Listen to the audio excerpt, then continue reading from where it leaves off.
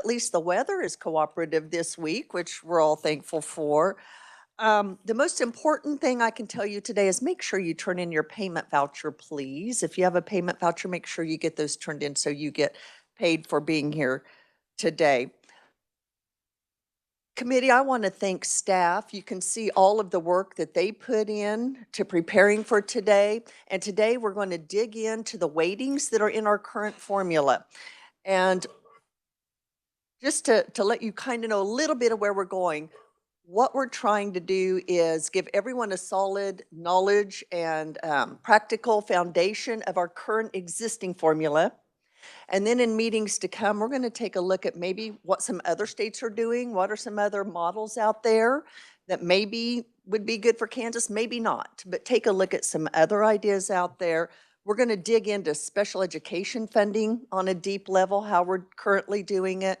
And we're also going to take a look at what suitable provision in the Constitution means and how we can make sure that we are abiding by our charge as a legislature. So that's kind of a general overview of where we're going to be heading in the next few meetings. But for today, buckle up because we're going to take a deep dive into weightings. And we will start with an overview of Legal Max by Jennifer Light, our fiscal analyst from KLRD.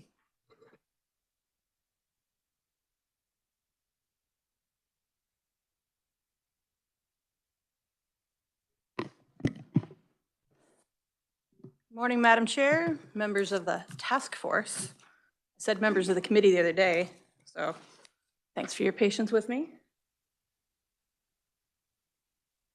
So before we get started, I want to talk to you a little bit about what's in your packets in front of you.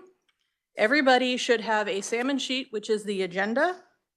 There is a buff sheet, which is the beginnings of a glossary for K-12 education. So this is going to be considered a living document that as we have further questions and other things that we need to have defined, we can add to as we go along with the task force. But it is a starting point for a lot of the terms that are used in the K-12 education world, especially with the Legal Max. There is a white memo from KLRD, which is the school finance memo. This is an updated version of the memo. As we were preparing for this specific meeting, we realized that one of the weightings had not been updated correctly, so we went ahead and printed you all a new version of the finance formula memo, which should be up on our website today. There is also a gray packet, which is all of the actual statutes for each of the weightings we're going to be discussing. So at the top of each of those pages, it has which statute it ties to. So as you're going through, you're able to go ahead and reference back to statute for each of the weightings. Additionally, you have several paper-clipped packets for each of the weightings. These include sections of the Legal Max document along with some calculations KLRD has done, so you can see estimated weighting amounts for each of the weightings. They are done in two different ways. One of them is by USD number, so you can go straight down to the USD number to be able to figure out where you're, or what school district you're looking at. And then we also did it by percentage of that weighting out of total weighted FTE. So if you're curious how much that percentage is for that specific school district for the weightings, then it's in highest to lowest from that way. Finally, we have a blue one-page memo that is titled KSEEA Weightings and Legal Max Overview, and this is what we're going to start with today. So,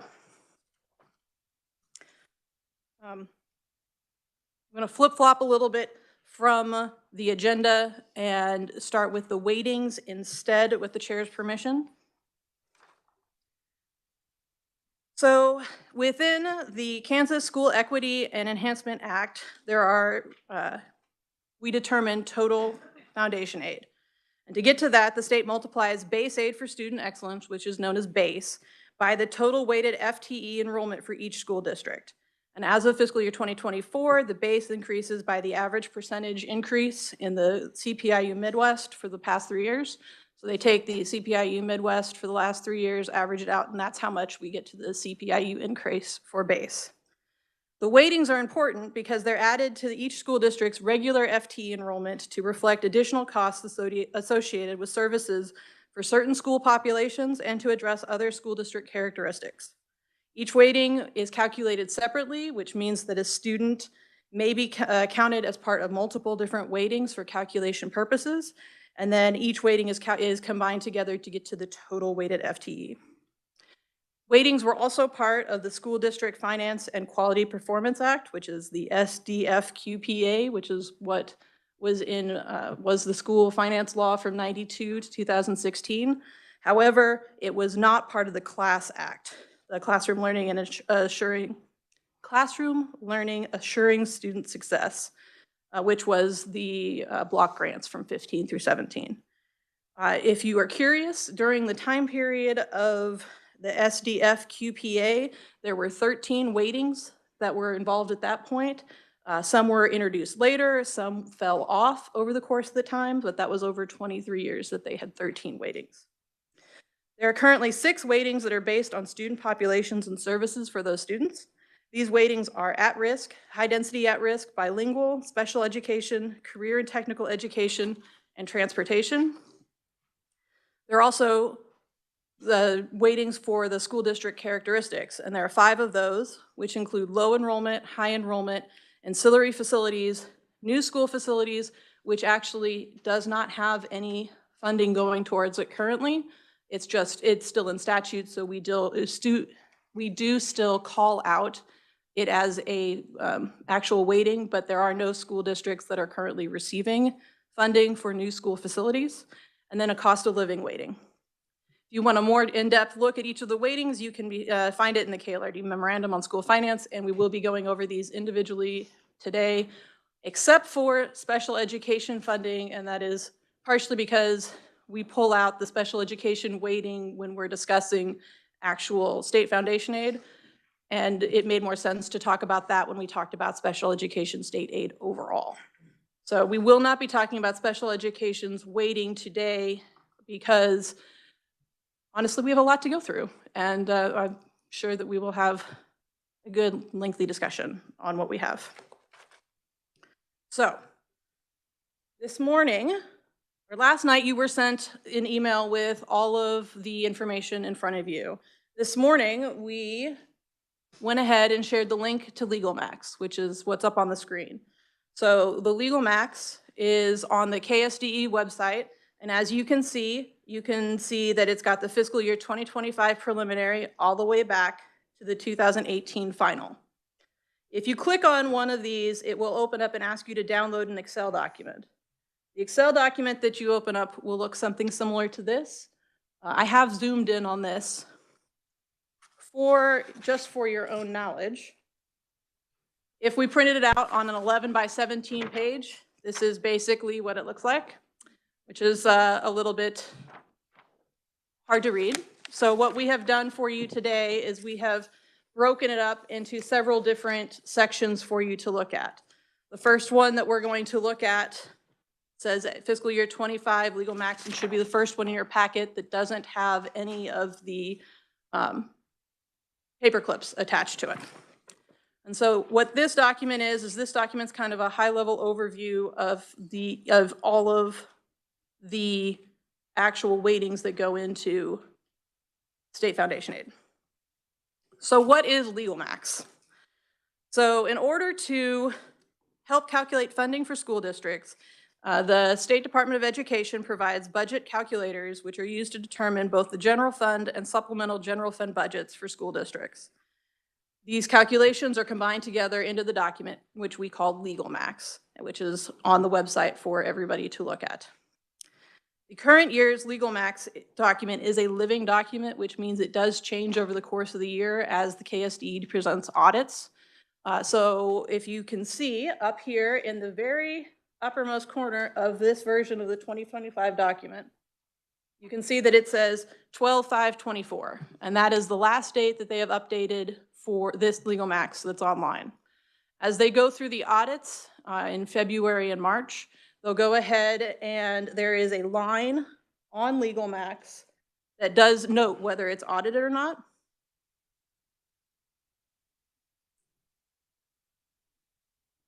Over here in AZ is that column, and they'll go ahead and they'll mark as they go through which schools they have audited to make sure that the numbers are correct. So when we're talking about the current year's legal max, when discussing numbers, KLRD always uses the unaudited one from the December 5th when we are discussing numbers to make sure that we are comparing straight even across the board. So if you pulled up the legal max in May, you may get slightly different numbers than what we have, simply because they have done some auditing in the meantime to get to final numbers. For every other fiscal year, there is a final version of the legal max. So they're marked as final because the audit process has been finished, and that is what works for, or that is what we use as the basis to go back and compare to what actuals are from previous years. Additionally, from the Legal Max website, you can see that KSDE provides letters to the school districts regarding funding based off the Legal Max numbers. They send a preliminary letter in the fall, and then a letter is sent after the audit is processed, and then a final letter is sent out in June with the final numbers.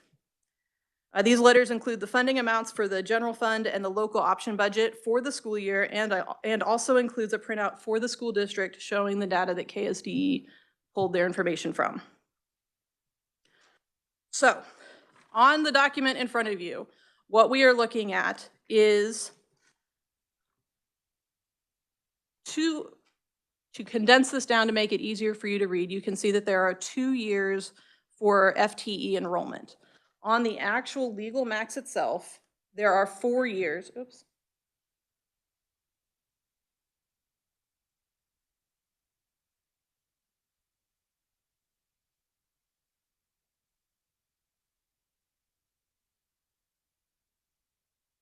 There are 4 years of enrollment rather than just 2. But on the page, for you to be able to see, we have gone back 2 years. And this is due to the fact that the education enrollment formula has changed, so that starting in fiscal year 2026, you will either take current year or the preceding year's FTE amounts for your consideration for the base. There are exceptions to that, which are in regards to the federal impact aid, so they can go back further if there is a federal impact aid clause. Federal impact aid is used for school districts which need to recover revenue due to federal property or increase costs due to federally connected students. This is generally military students, so that's why the legal max continues to have 4 years worth of FTEs enrollment as we go backwards. But for the purposes of an overview, we use 2 years because that's the way that most school districts will be using FTEs moving forward. On the page, you can see that there is adjusted enrollment, which is basically just the choice between the FTEs from the four previous years, then the preschool aged at risk. To get to the total adjusted enrollment, which is the first pink column, column 9 on the table, you basically add the adjusted enrollment and the preschool aged at risk together. Then we list out each of the final numbers for each of the weightings. So you have the low and high enrollment, bilingual, career tech ed, the at-risk, high-density at-risk, transportation, ancillary, cost of living, and special education weighted FTEs. As we go through the different sections, we'll be able to show you a little bit more of the columns that are in between there. So you'll be able to see the way that the formulas work from the legal max. But each of the legal max sections does have the numbers that are used to go ahead and come up with these final numbers for the weighted FTE. Finally, we included virtual state aid in here. Virtual state aid is included, and we also included the CAMS FTE, that's the Kansas Academy of Mathematics and Science. Those CAMS FTE are not included in the districts for purposes of weightings, but it's nice to know how the breakdown for where the CAM students are coming from. The final column we have on here is total weighted FTE including SPED. It's the blue column at the very right, column 81. I do want to point out that when we say the total weighted FTE including SPED or special education, we are not including the CAMS or the virtual state aid.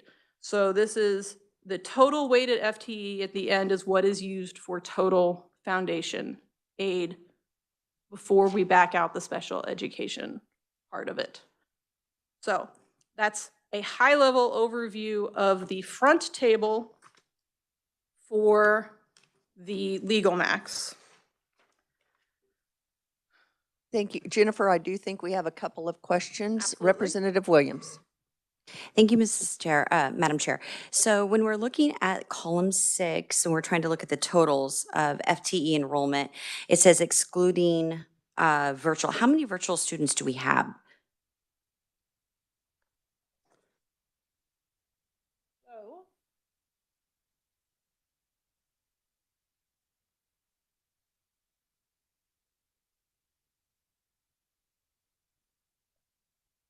That is 2 columns within the legal max document. It's columns AT for full-time FTE and then AU for part-time FTE. There are, in these preliminary fiscal year 2025, there are 9,857 full-time FTE virtual students and 1,486 part-time FTE students within the state. Thank you, Madam Chair. To follow up on that, how does that math work out if you have 4,000 or 9,857 full-time? And it just doesn't seem like once we get to adjusted, that it says it's excluding pre-K and virtual. It's 442,000. So are we to assume that we started actually with 452,000? That's the real number? And Madam Chair, Representative, are you referring to column 6. 6? So column 6 does not include virtual students in that count. So those numbers are the FTE enrollment, not the headcount enrollment, but the FTE enrollment of students within the state. And it does not include the virtual or the at-risk. Okay, yes, I see that. I was just trying to discern how many virtual students we have, and that number sounds right. Okay, the last question is, when we look at that total weighted enrollment, it's almost double what the head count is. Is that approximately correct? So every student actually equals almost 2 students. Would that be correct? Madam Chair, not in a basic sense, yes, but some students are counting in different weightings. So they may count in the career tech ed, they may count in the transportation weighting, they may count in the at-risk weighting. And so that student is counting in 3 different weightings, whereas we may have a student who counts for none of the enrollment, the student factors. And so they're only counting in things like the low and high enrollment, the school factors. And so I'd be hesitant to say that each student is being counted as 2, but the weightings do basically get to a doubling of the. Or yeah, I wasn't trying to imply that each student is worth 2, but mathematically, on average, every student is about 2. Mathematically, on the average. Some will have 4, some will have 1.5, but almost every single student is going to have more than 1. And then the only last question, if you could provide in the future, is I would just be curious over the last 5 to 10 years, how the weighted number has changed compared to the actual head count. Because I believe that our head count, if you throw out virtual or if you throw out pre-K, is going down or flat at best. But the weighted is probably really stepping up. So probably if we could get that at some point, that'd be great. I'd be happy to get that. Ms. Staff, okay, thank you. Other questions? Yes. Yeah, Dr. Harwood. I think we need to be careful on how we're talking about FTE and head count. And it doesn't make a huge difference, but column 6 is FTE and not head count and weighted FTE. So it's not the same number of students. We can look at head count as well. That's in the legal max. Just make sure we're talking about FTE and head count in the right places. So just wanted to point that out. Thank you. Other questions or comments before we move on? Thank you, Jennifer. Please proceed. Sure. I just have a couple more items. I just wanted to tell you that there are additional tabs within the legal max. So what we've been talking about right now is really the front page. In the front page or the front table, we talk about the weightings, but there is also provides insight into the local option budgets and has several tables for specific topics, including transportation, low and high enrollment, high density at risk, and several others. The additional tables help explain some of the numbers that end up on the front table. So they include weighting factors, they include the required transfers that need to come out, they include all of the local option budget percentages. They include the military provisos, low and high enrollment, high density at-risk audits, and transportation. And that is basically the end of my presentation on both Legal Max and the weightings as a high-level overview. We'll be going into each of the weightings further as we go today, but that is, I just wanted to make sure to point out that there are additional tabs that you can go to find more additional information. Thank you so much, Jennifer. Any final questions or comments for Jennifer before we move on? Thank you. Very good overview, and this information I hope is very helpful to the task force. Next up, we have Matthew Willis, who will be discussing at-risk and high-density at-risk weightings, and he's a senior research analyst with KLRD.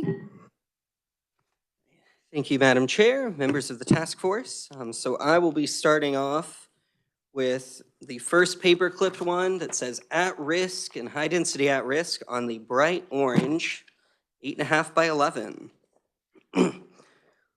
So I'll just kind of quickly go over. So there's going to be 4 tables that look relatively similar. And you'll kind of notice the same in each of these packets. So the first one on top will be showing both the at-risk and high-density at-risk sorted by school district number. The second one behind it that's also on the legal size is that same information, but sorted by from highest to lowest of percent of the at-risk and high-density at-risk weightings on that district's total weighted FTE.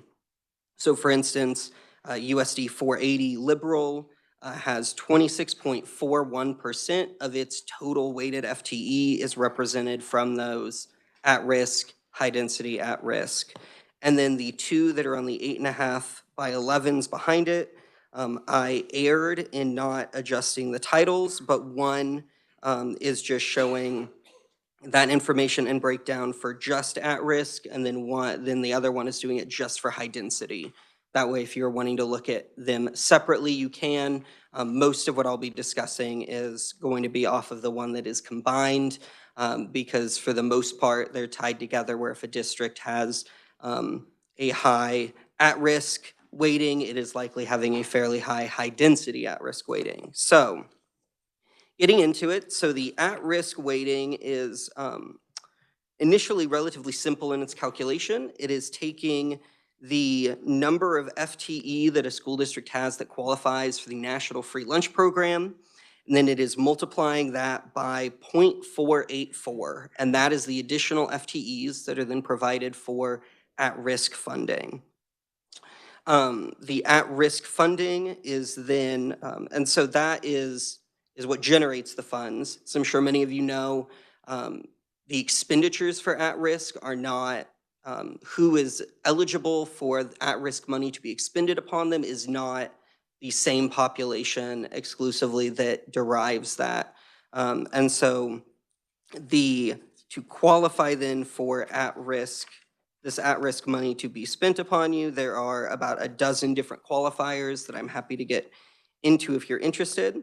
But by and large, at-risk, that one is fairly simple to calculate. The high density is a little bit more in that it's based on how many at-risk students. So for the high density at-risk, you can either do it at a school district or a building level. So that's what you will see on the sheet, that it provides both. So essentially a district is going to calculate what its high density weighting would be for the whole district, and then for based upon each building, and then they're going to take the higher of the greater of the 2 numbers, and that is what their high density weighting is then going to be. And then the weighting itself is going to differ based upon whether the district has, or the building, again, on whichever way they're calculating, If they are 35 to 49.9% of at-risk students enrolled, then they are going to take that percentage, subtract 35 from it, multiply that number by 0.7, and then they multiply that calculation by the number of at-risk students. Or if the district or building is in excess of 50% or more at-risk students, they just multiply the at-risk number by 0.105. If a district or a building has under 35% at risk, they do not get the high density weighting.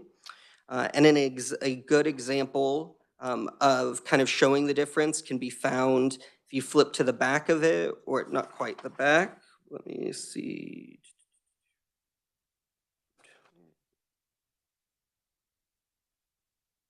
Yeah, so if you flip to the very back for 229 Blue Valley, you will notice that, well, they actually have 0, so sorry. I blanked. I'd found one where you can have as a district, you cannot meet the threshold.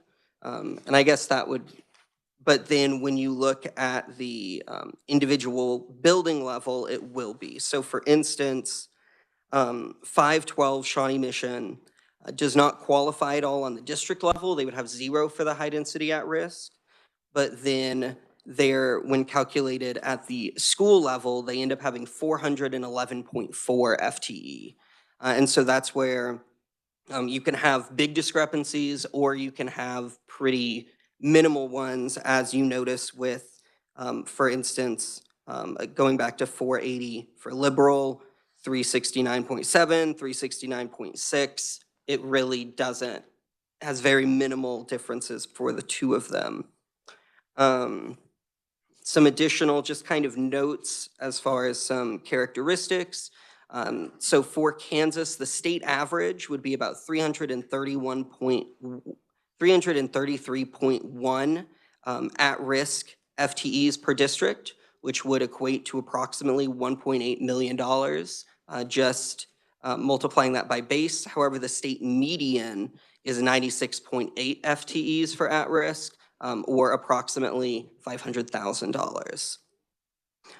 Every district except for Healy, that is getting dissolved at the end of June, do have at least some at-risk students, some at-risk FTEs, and the at-risk weighting was included in the SDF QPA, and similarly was kind of set up similarly, just with weightings changes throughout the years. So I guess I'm happy to stop and kind of see if there's any questions on just at risk, and then I can further go into high density. I realized I kind of crossed those, and I apologize for some confusion. Committee, just as a reminder on this handout that was mentioned at the beginning, it explains, if you didn't follow Matthew and all his calculations as how they arrived at that, it is outlined on this handout here. Questions? Representative Hill. Thank you, Madam Chair. Thank you, Matthew.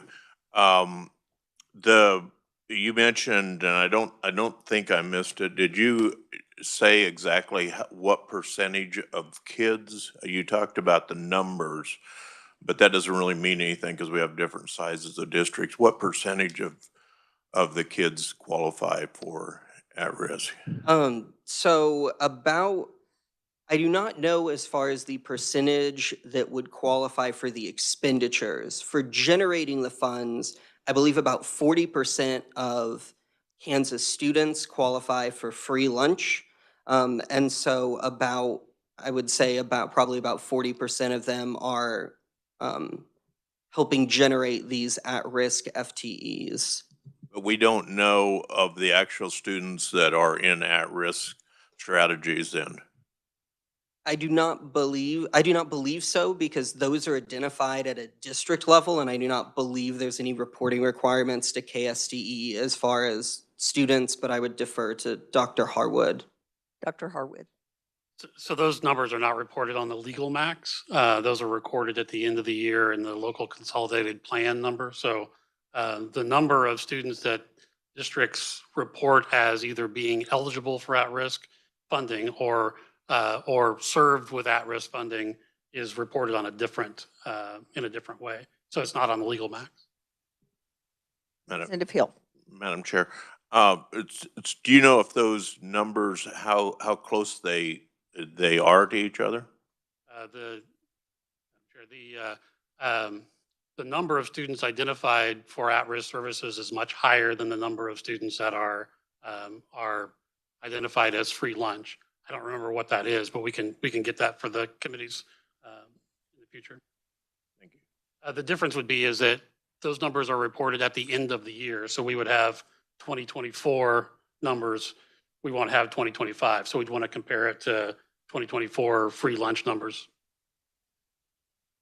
Representative Hill. A question back to Matthew. A little bit of history there. When did this, is this post-block grant that at-risk comes about, or?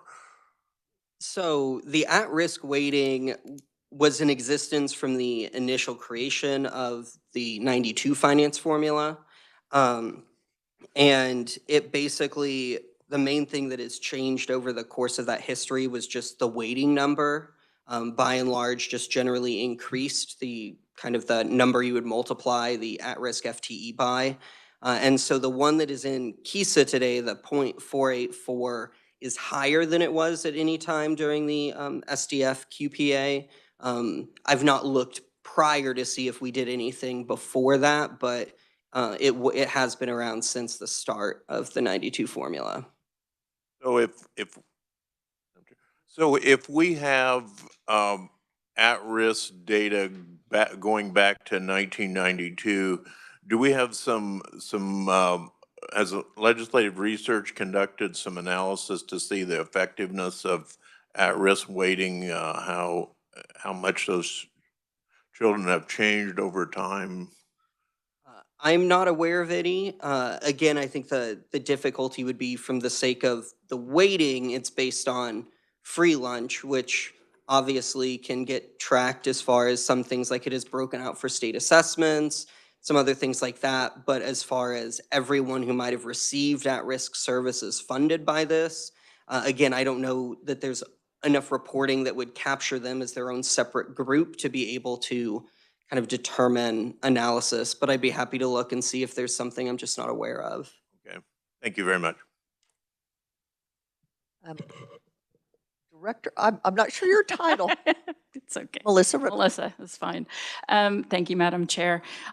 Just for some clarity, there is a pretty deep audit trail on the at-risk weighting, and the 0.484 actually stems from methodology used to analyze whether we were targeting the amount, the multiplier, at an effective rate to address costs of delivering services.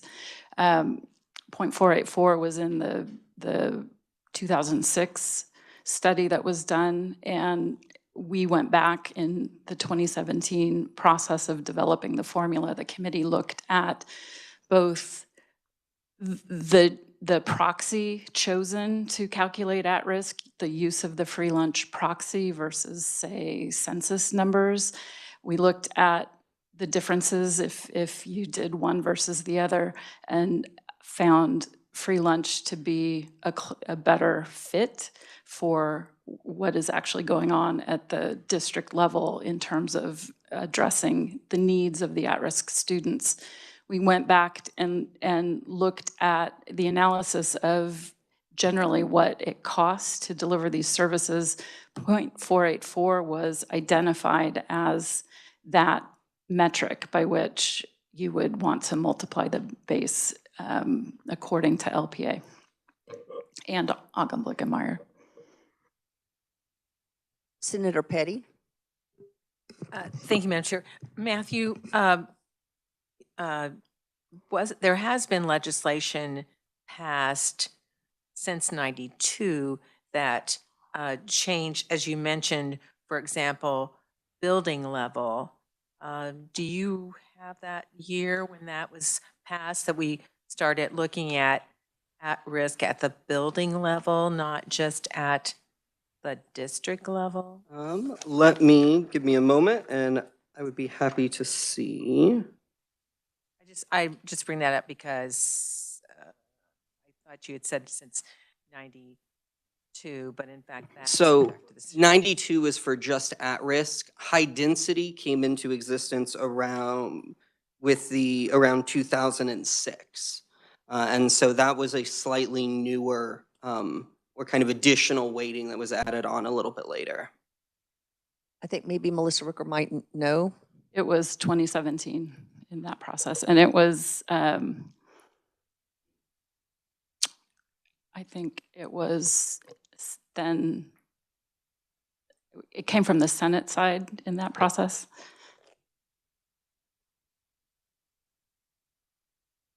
Representative Williams? Thank you, Madam Chair. And I do have two questions, but before I ask those questions real quick, I will say that this Kansas Supreme Court ruled in Gannon that we were failing 25% of our students, and that was the impetus that increased the at-risk funding at that time. So I just pulled up KSD's website, and it does, I did free and reduce, which adding reduce would make it a little bit better, perhaps, for ELA all students. And that category that we compared in the Kansas Supreme Court ruling that was 25% for those that they said were below grade level. So let's just say just level 1. Now that's at 45.3% of our free and reduced lunch students that are in the level 1. So that means that they are not at the level that they need to be. And the proficient would make it closer to 80%. They're not proficient of those students. So we're definitely going in the wrong direction. But I do have a couple questions. On the preschool's not included in our packet. And I know there are a list of maybe 10 or so different qualifiers for at risk, which are not the same at all for the proxy that we talked about. So what statute could we go to get that? Or is that a rules and regs only? So are you specifically asking for preschool or for the at-risk expenditures in general? No, I'm specifically asking for the list of criteria to receive at-risk funding for preschool. Is that in a statute, and do you have that statute number, or is it rules and regs? I can't remember. I am not 100% certain offhand for just preschool. I know 5153A that's in your packet discusses for identified for at-risk, but I'd have to double check on just preschool unless somebody else is able to jump in for me, but I'd be happy to follow up. Supervisor Lawrence is checking on that for us. Okay, because I do believe there's a specific list that does qualify, and I would love for us to have that list.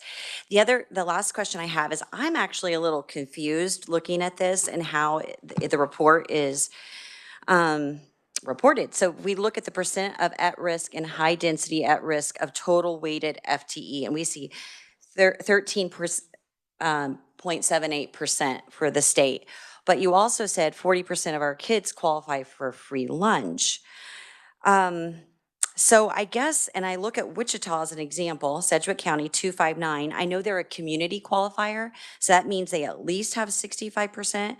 But if I do the FTEs of 15,746 and I divide it by their FTEs, which I think is 47,000, it still isn't 65%, which would make them a community qualifier.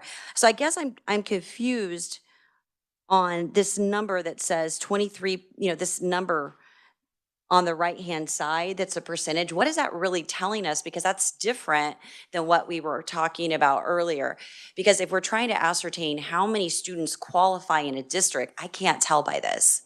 So what are we really? So the purpose of that percentage that you're referencing, that's the 23%, is the percentage of their total, of a district's total weighted FTE that is attributable to that weighting. So I guess if you were, and again, we'll use Wichita at their, just over 23%. If you were to take away the at-risk and high-density at-risk weightings tomorrow, you would see approximately 23% of Wichita's total weighted FTE go away. So it's just to try and help. The idea with it was to try and help show which districts would be more or less impacted by changes to a specific weighting, by showing kind of how important it is to that district in the sense of how much it comprises their overall total FTE that they're getting that total foundation aid off of. As far as to kind of the questions of qualifications, so most of the free lunch qualifications, it is still around a students and their parents submitting a form to receive free lunch. There is some ability to have kind of automatic eligibility through if they're with Medicaid or other kind of programs. I'm not sure how exactly the community kind of lunch element of some of that or some of those others fall into it, but I know, my understanding at least, from KSDE was that it is still a lot around submitting those forms. And so even if you have a population that is higher, if a lot of them do not submit those forms to get free lunch, then they are not going to be counted in this as far as being the at-risk weighting. And so there is, I think you're going to see some discrepancy between the percentage that probably qualifies and the amount that are actually submitting the required information to receive those. Representative Williams. Sure, and just a final comment is I do think that a few years ago, they went to direct certification, and I think Frank could speak to that, and that actually caused our at-risk funding to jump up a couple of years because of that, or at least that was the initial estimation. But secondly, I think in the past, when we reported on at-risk funding, we have had runs that show the percentage of students in a district that are eligible for at-risk, and that really gives us a good idea of poverty levels. So maybe in the future, we could have a document that just really, it gives me an idea. Augusta's at 32% of their students qualify, or Wichita is at 65%. Because I think when we're looking at so many of these different documents, it gets confusing on what it's trying to say. But I do understand what you're sharing here, but it's a little different than how it's been reported in past. Thank you. And I believe Revisor Lawrence has an answer to your first. Thank you. You were asking about the definition of preschool aged at-risk students. There is a definition in the School Equity and Enhancement Act that's in 725132, subsection X. And that definition is an at-risk student who has attained the age of 3 years, but is under the age of eligibility for attendance at kindergarten and has been selected by the state board in accordance with guidelines governing the selection of students for participation in Head Start programs. So that criteria is then defined by the state board. Yes, and can we get that list provided for the Yes. task force? Do you want me to tell you what's on it and send it, or You can tell us. All right. And then send it, just so we have it. That's good. So very quickly, that criteria includes poverty, single parent families, referral by DCF, the child having a teen parent, either parent is lacking a high school diploma or GED, limited English proficiency, lower than expected developmental progress, migrant status, or homelessness. Thank you. Dr. Harwood. So just to Representative Williams' question, so there is a column on the chart provided of the head count of free lunch. What's missing is the number of students, so that you could calculate the percentage. I just used 45,000 for Wichita, so they'd be about 73% free lunch that way. I mean, so it's relatively easy math to do. We're just missing a column in here to get that in there. The other question was about direct certification. Direct certification has been going on for quite some time. There was a change in the way it was done a couple of years ago where students that were qualified under Medicaid were then given direct certification. So that did increase the free lunch, the direct certification free lunch count. You'd have to subtract out how many of those would have been free lunch anyway based on application. But there was an increase in direct certification because of counting the students that qualified under Medicaid that way. That happened about 3 or 4 years ago. Any other questions or comments before we move on? Representative Hill. Thank you, Madam Chair. To you, the number one criteria on at-risk is at grade level, I think is the term. Is that published by the State Board of Education what that is, or is that just assumed to be level one, or, how do we know what that is? Madam Chair, Representative, I would need to do additional research. I've not looked into kind of more of the mechanics of determining whether a student would be at academic grade level or not for those purposes, but I'd be happy to look into it. Okay, thank you. Seeing no other questions, you may continue, Matthew. Perfect. So just kind of rounding back then to the high density at risk weighting portion. I appreciate as Director Rooker noted that the building component was added in 2017. High density at risk as a weighting was originally added into the SDF QPA in 2006. And by and large, the formula for it, the calculations for it that we have in KISA today are similar to what it was at the end of the finance formula, the older finance formula in 2015, with the exception that the older finance formula also had a calculation based upon a student density kind of calculation that did not get adopted when moving forward into KISA. Otherwise, though, just for some additional numbers, so 65 school districts use the district calculation for high density. 131 school districts use the building calculations for high density, and 61 school districts do not get any high density at risk weighting at all. The average, if you just look at the districts that do receive the at risk weighting, the average weighting would be about 65.1. Which would equate, just multiplying it by base 8, at about 350,000 per. And the median would be 12.3 FTE, which would be about 65,000. So again, you can kind of see with that difference of the average and median that you likely have some outliers of districts that are either receiving a little bit or a lot, and that the distribution's not necessarily very close or very kind of even with everything. Otherwise, that was kind of the last that I had on high density. If there's further questions, I'm happy to discuss those or go ahead and move on. Thank you, Matthew. Dr. Harwood. Because we've talked about average, mean, and median a couple times, just keep in mind that the range of school districts is 2 to 45,000. And the average is about 1,600 and the median is under 500. So when the means and medians will skew things just because the huge range and the really large number of small districts. So this is something we have to keep in mind as we're talking about means and medians. Range might also be an important thing to look at, just because we have a lot of variety in school size across the district because of just the way that our population is spread out across the state.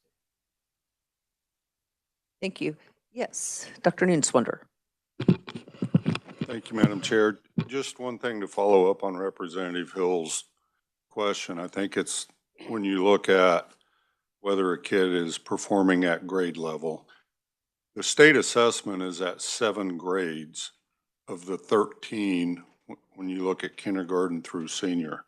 So when teachers are looking at whether or not we're providing at-risk services to a student, and one of those risk areas is grade level, they're relying on local assessments across 13 grades, including the state assessment at 7 of those grades. But like in high school, we only assess 1 grade level.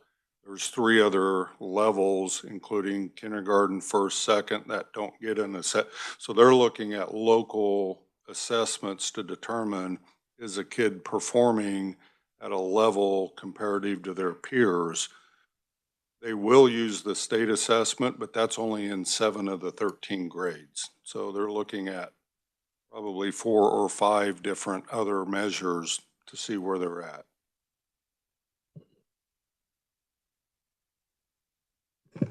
Thank you. Representative Estes.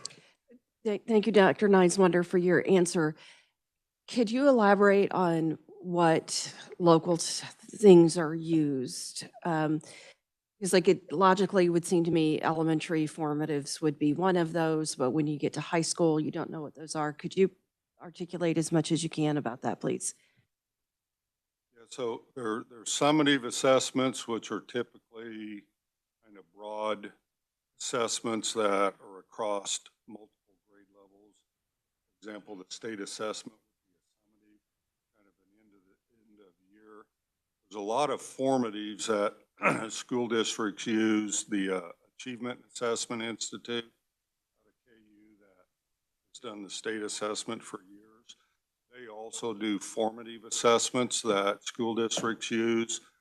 School districts also purchase other assessments that they use from preschool to kindergarten all the way through. At the same time, if you go to parent-teacher conferences and you sit down with the teacher and have conversations about where's my child not only behaviorally but academically, they will have several different other measures that they use, some that they purchase, some that they create, and some that the Achievement Assessment Institute also provides for free. So does your district, do you adopt a formal list of which ones you will and will not use? We adopt ones that we use. We don't adopt things that we don't use. I meant for purposes of establishing at-risk and who's, in other words, all of your pre-screeners, all of your summatives, all of your formatives you would use for determining at-risk. Yes, for grade level, but there's a lot of other at-risk criteria other than academically at grade level. There's behaviorally, there's, we have kids that they may be working at grade level, but they have huge chronic absenteeism. So there's a lot of other measures that we use to identify other than just what an academic assessment would measure. Thank you. Representative Hill. Thank you, Madam Chair. Yeah, I guess maybe to Matthew, have we ever collected any information about mobility on at-risk, when kids come into at-risk, when they leave it, how long they're in there? Is there any information on that? Madam Chair, Representative, there's not any that I've seen, but that doesn't necessarily mean a whole lot. My guess is if any of that exists, it would be on whether KSDE has something similar or if LPA by chance has done any kind of audits into that. That's not any research I'm aware of that KLRD has done recently, but again, I'm happy to look into it and see what's out there. Do you know if school districts would report anything like that? I am not sure offhand. Dr. Harwood. So the school districts report the number of students that qualify for at-risk, but we get a number. Until more recently, when we started looking at actually identifying students with at-risk going forward. So that data would not be available in the past at the state level. Districts may or may not be collecting that information as they're reporting it to us, but that's not information that we have been collecting. I guess just kind of a follow-up statement on that. It seems like since we've discussed here about the rather subjective nature of determining some of the at-risk qualifications, at least, and also seeing that the statutes are written obviously for the purpose of improvement. And I think Gannon was particularly interested in improvement. I feel like we are not doing an adequate job of determining whether at-risk is actually effective and whether students are lingering in at-risk, whether they are getting the help they need or are moving out of it. That just seems like an area we're really deficient in right now. And considering how it's a huge part of the budget and a significant thing as identified a number of times, we need to take a closer look at that, how we know whether we're making progress or whether progress is measured by how much we spend. Thank you. Representative Hill, and I think as we look at different models, because I think one of the common frustrations has been the proxy we use for funding doesn't necessarily match the population we're trying to serve. And so it's very difficult. And one of the things I would like to see us look at is ways to try to simplify the funding formula if possible, and trying to figure out how to tie funding to at-risk students, I think might complicate it, but that's a discussion that we will definitely be looking at. Senator Petty. So and Matthew, maybe you have this answer. I do believe that through the various studies that we've had, Gannon, the Rose, the various ones that we've had, that has been always an issue that's been addressed as at risk. And I'm not quite, we have come up with, we being the legislature, have come up with a way of calculating using, as Melissa Rooker mentioned earlier, using free lunch as the calculator. And then we have made a decision that the qualifier for what is at risk academically is not necessarily just the fact that you're on free lunch. Would that be correct? Madam Chair, Senator, yes, the policy decision by the legislature to establish the criteria for receiving those services is broader than the criteria for getting the funding. So even though we have a calculator, we've expanded, we've allowed through our determination that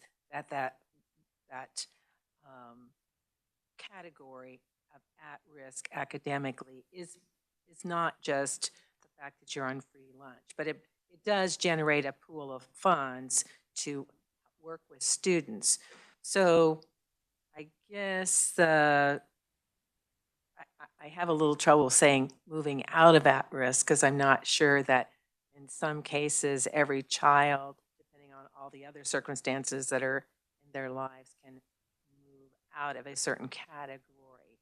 But with our, as was already mentioned, with our various ways to look at either formative assessments or summative assessments, we're using those right now as a calculator to see how that number either stays the same of children that are being serviced or changes. Would that be correct?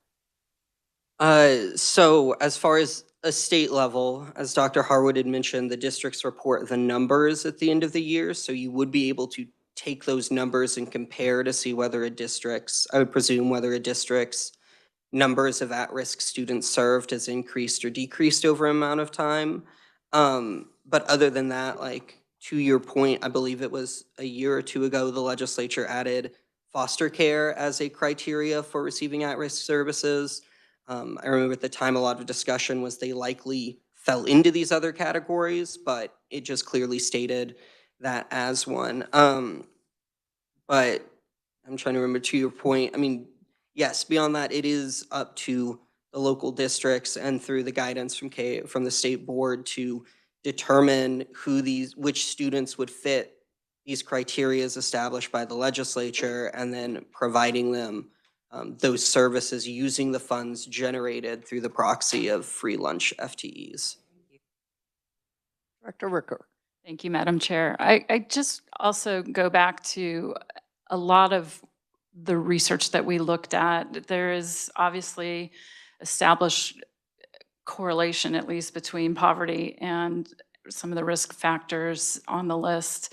But one of the things we did look at was because when you know that there's 60-some districts getting nothing under the current framework of at-risk weightings, inconceivable that they don't have students who actually qualify for those risk factors. But some of the auditing and reporting, the evaluation seem to indicate to us that you run the risk of incentivizing leaving students in that category where they're not making the kind of progress we want to see because your funding is tied to whether or not they're in that category or moving out. And so by separating the funding distribution mechanism, the proxy that we use, from the weighting factors, it was deemed less likely that you would dwell on, you know, you would have a student that's left floundering in regard to the connection to the funding. Does that make sense? Yes, Dr. Ninswander. Thanks, Madam Chair. So when we look at our students that receive at-risk services, while many of them qualify for free lunch, majority of them are receiving services because they bring something with them, whether it's some form of a cognitive disability that doesn't qualify for an IEP, they have behavioral, they have chronic absenteeism, they have some form of trauma that brings in, and a lot of those students don't qualify for free lunch, but they still bring something with them. So the free lunch is kind of a broad how we receive the funding, but how we provide the services. Most of our kids, it's because of the other factors that I mentioned. Many of those do qualify for free lunch because they're lacking certain services from home, whether it's technology, whatever it is, but majority of our kids, it doesn't really matter whether they're free lunch or not. They're bringing something with them that causes them to be academically behind, behavior struggles, chronic absenteeism. So those are the things we're looking at, and so anyway. Representative Hill. Thank you, Madam Chair. Just a little bit of a follow-up comment, and I appreciate the comments made about separating out the identification of free risk or of at risk, free risk, at risk. I think there an incentive that could be overlooked on that as well, though, is that once you have identified your free lunch children, that establishes a set pool of money, and you know, it may actually under incentivize identification of kids at free lunch, and especially when we've got post audits that indicate funds are not always used for actual free risk. Or man, I'm getting that free lunch and that risk together, but not actually used for at-risk programs. And so there is a concern on that side as well, that, well, there may be a absolute perfect correlation between children performance and the income level of their parents, which I highly doubt. There may also not be adequate control over whether the programs that are used actually help those kids out. And so I go back to the point that I don't think at risk should be seen as a static state, but that it should be a fluid state. Representative Estes. Dr. Nunswander, I'm so sorry. I'm not picking on you, but I want to take advantage of you being a superintendent and trying to wrap my head around this. So we have a lot of different reasons that someone could be at risk. Do you have something in each child's file that tells you why they are labeled at risk? Or how do you guys track that? And that's a little bit of what I was really after in my first question, because I just want to understand it better. Yes, so Dr. Madam Nitzwander. Chair, for every student that is enrolled, then we have a log sheet for each child that includes what type of risk factors and services that they are receiving. So at the end of each year, as Dr. Harwood indicated, we report on our local consolidated plan how many of those students would meet one of a variety of risk factors, and of those, how many received services, which it's very rare. We may have a student that comes in that qualifies for free lunch, and we have that on there.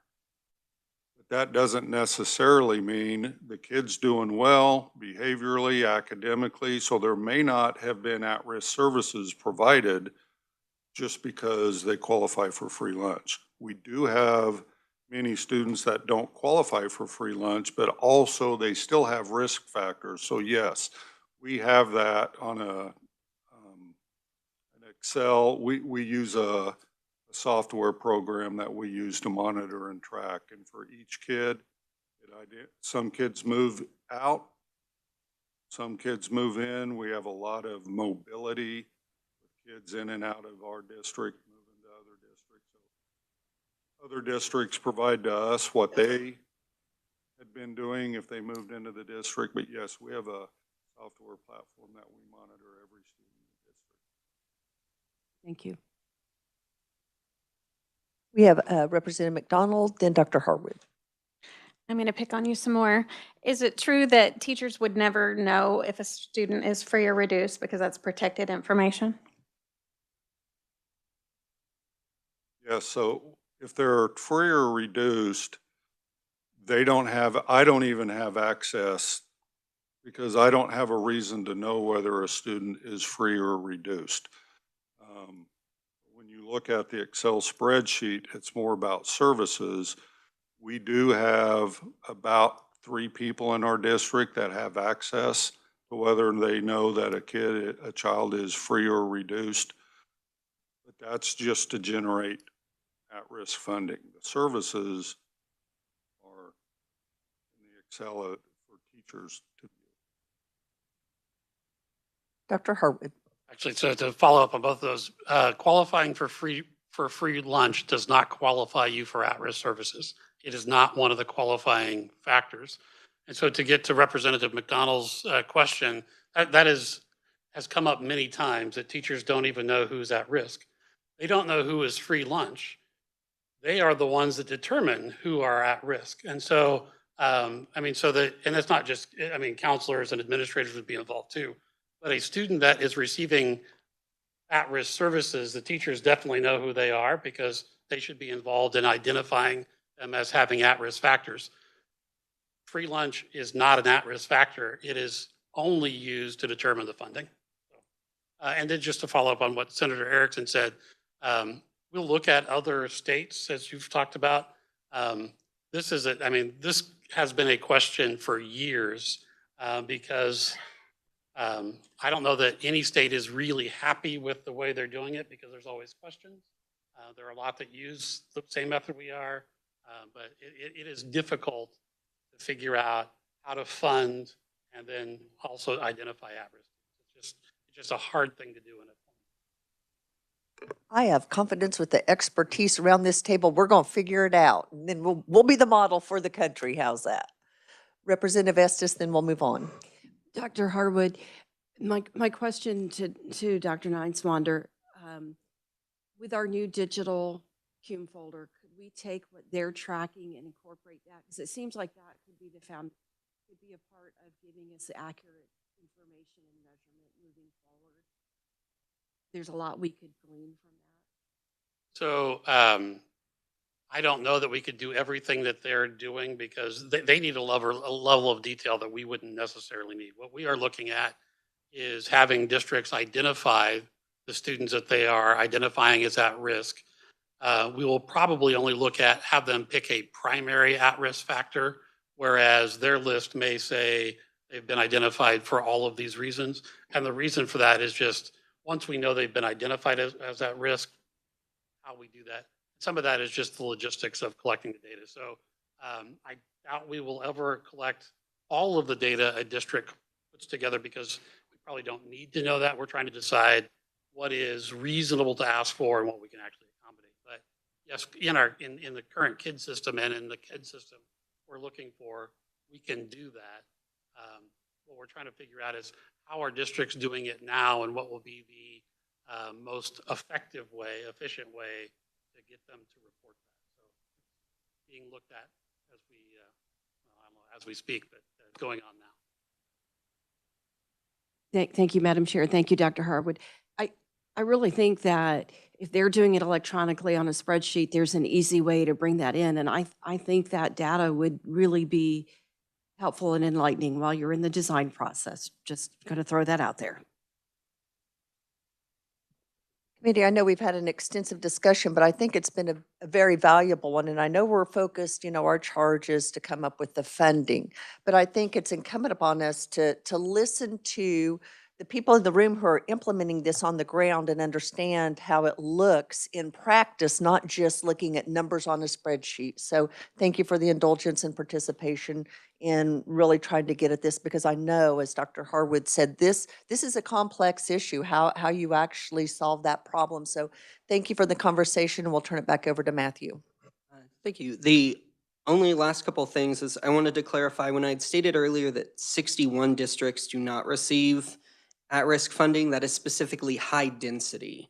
There's only one district that does not receive any at-risk funding, and that is Healy, which again is getting dissolved at the end of June. So otherwise, every district does receive at-risk. It is high density that has 61 districts that do not receive it. And then on my final note, just because I like odd little historical factoids, from 2006 to 14, the old finance formula did have a non-proficient pupil weighting, which provided a weighting for students who did not score as proficient on the state assessment. So just kind of with this, I know questions or discussions of proficiency had come up. So for about an 8-year span, there was a not quite, but similarly kind of weighting provided for students based upon their quote unquote proficiency on state assessments. So with that, that's all I had. Thank you, Matthew. Any other final questions or comments before we move on? Okay, seeing none, we will now go to bilingual weighting and turn it back over to Jennifer Light.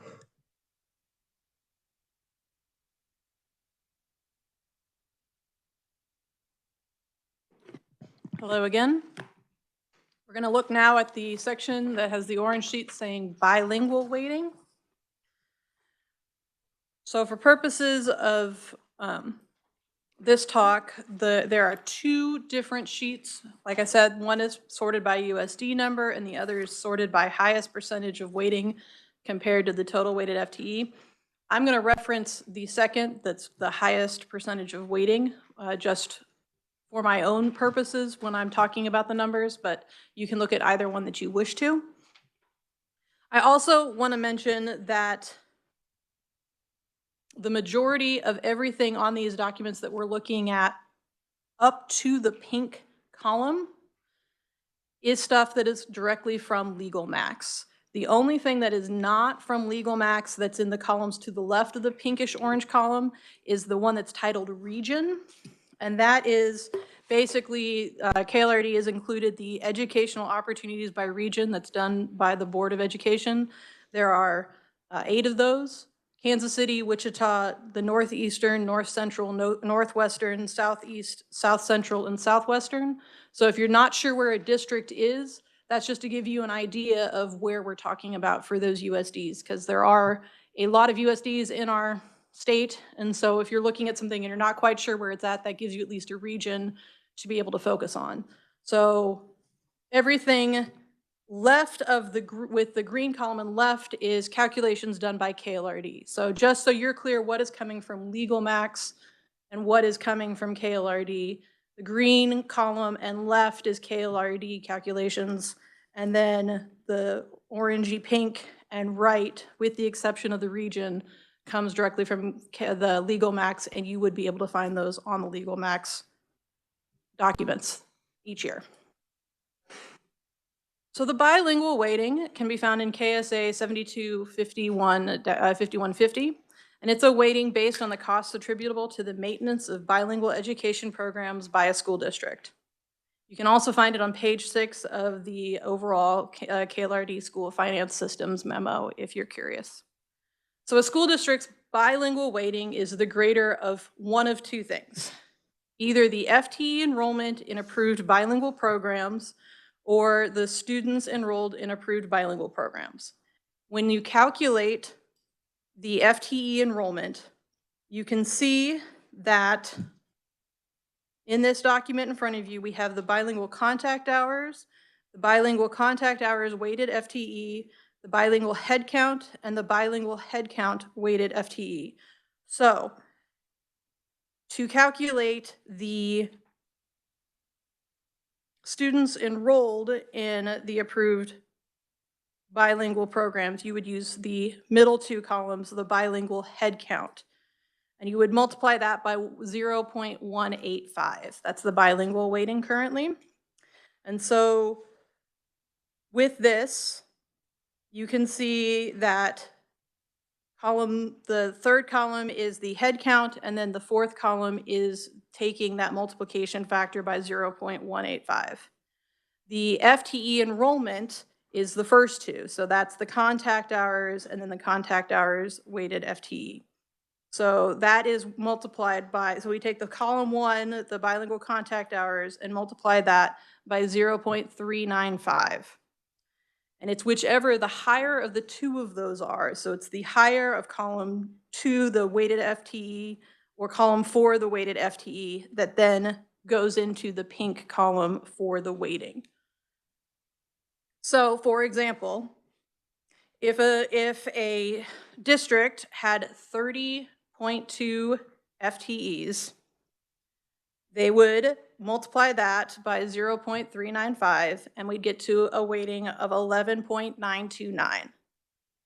If those same 30.2 FTEs came out to a head count of 35 students, that would be multiplied by 0.185, which would come to 6.475.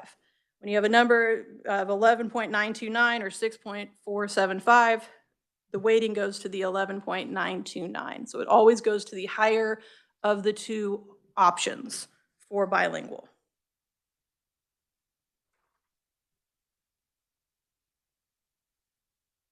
Also on this document, we provide the funding for the bilingual weighting, the total weighted FTE for each school district, and then the percentage of weighted FTE that the bilingual weighting produces.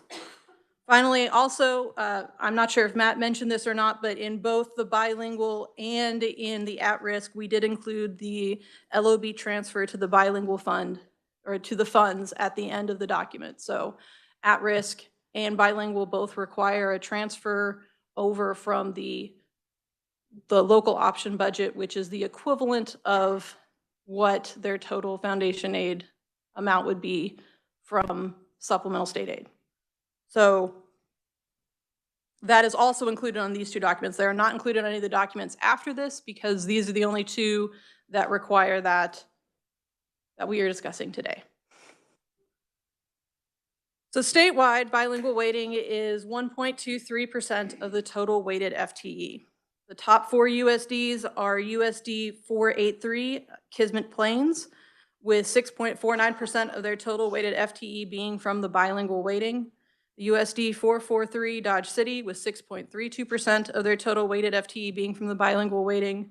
USD 507 Setanta with the 5.31%. And then USD 480 Liberal with 5.3%. There are 78 school districts that do not have any bilingual weightings in the preliminary fiscal year 24-25, And there are 165 school districts that have between 0.01% and 1% or 0.1% of their total weightings from the bilingual weighting. I do want to mention that, as Matt said, this is just when we talk about the percentage of the bilingual weighting out of the total weighting FTE, it's to give you an idea that if we took this weighting out currently, this is how much of the total weighted FTE would be taken out of the individual school districts. So with that, Madam Chair, I'd be happy to stand for questions. What questions do we have for Jennifer? Representative Hill. Thank you, Madam Chair. Hate to keep hogging the microphone here, but I'm a little confused on where you have it on the white sheet there where it talks about the FTE. What FTE are we using there?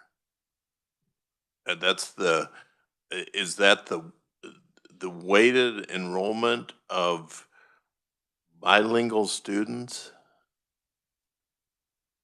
So this is the final weighted FTE for this specific weighting. So in this one, in the column that says bilingual contact hours weighted FTE, that is the number of weighted FTE students that we are using to figure out which of the two is higher for this weighting. So for example, if you're looking at 483, it's got the bilingual weighting or contact hours is taking that bilingual contact hours amount and multiplying it by the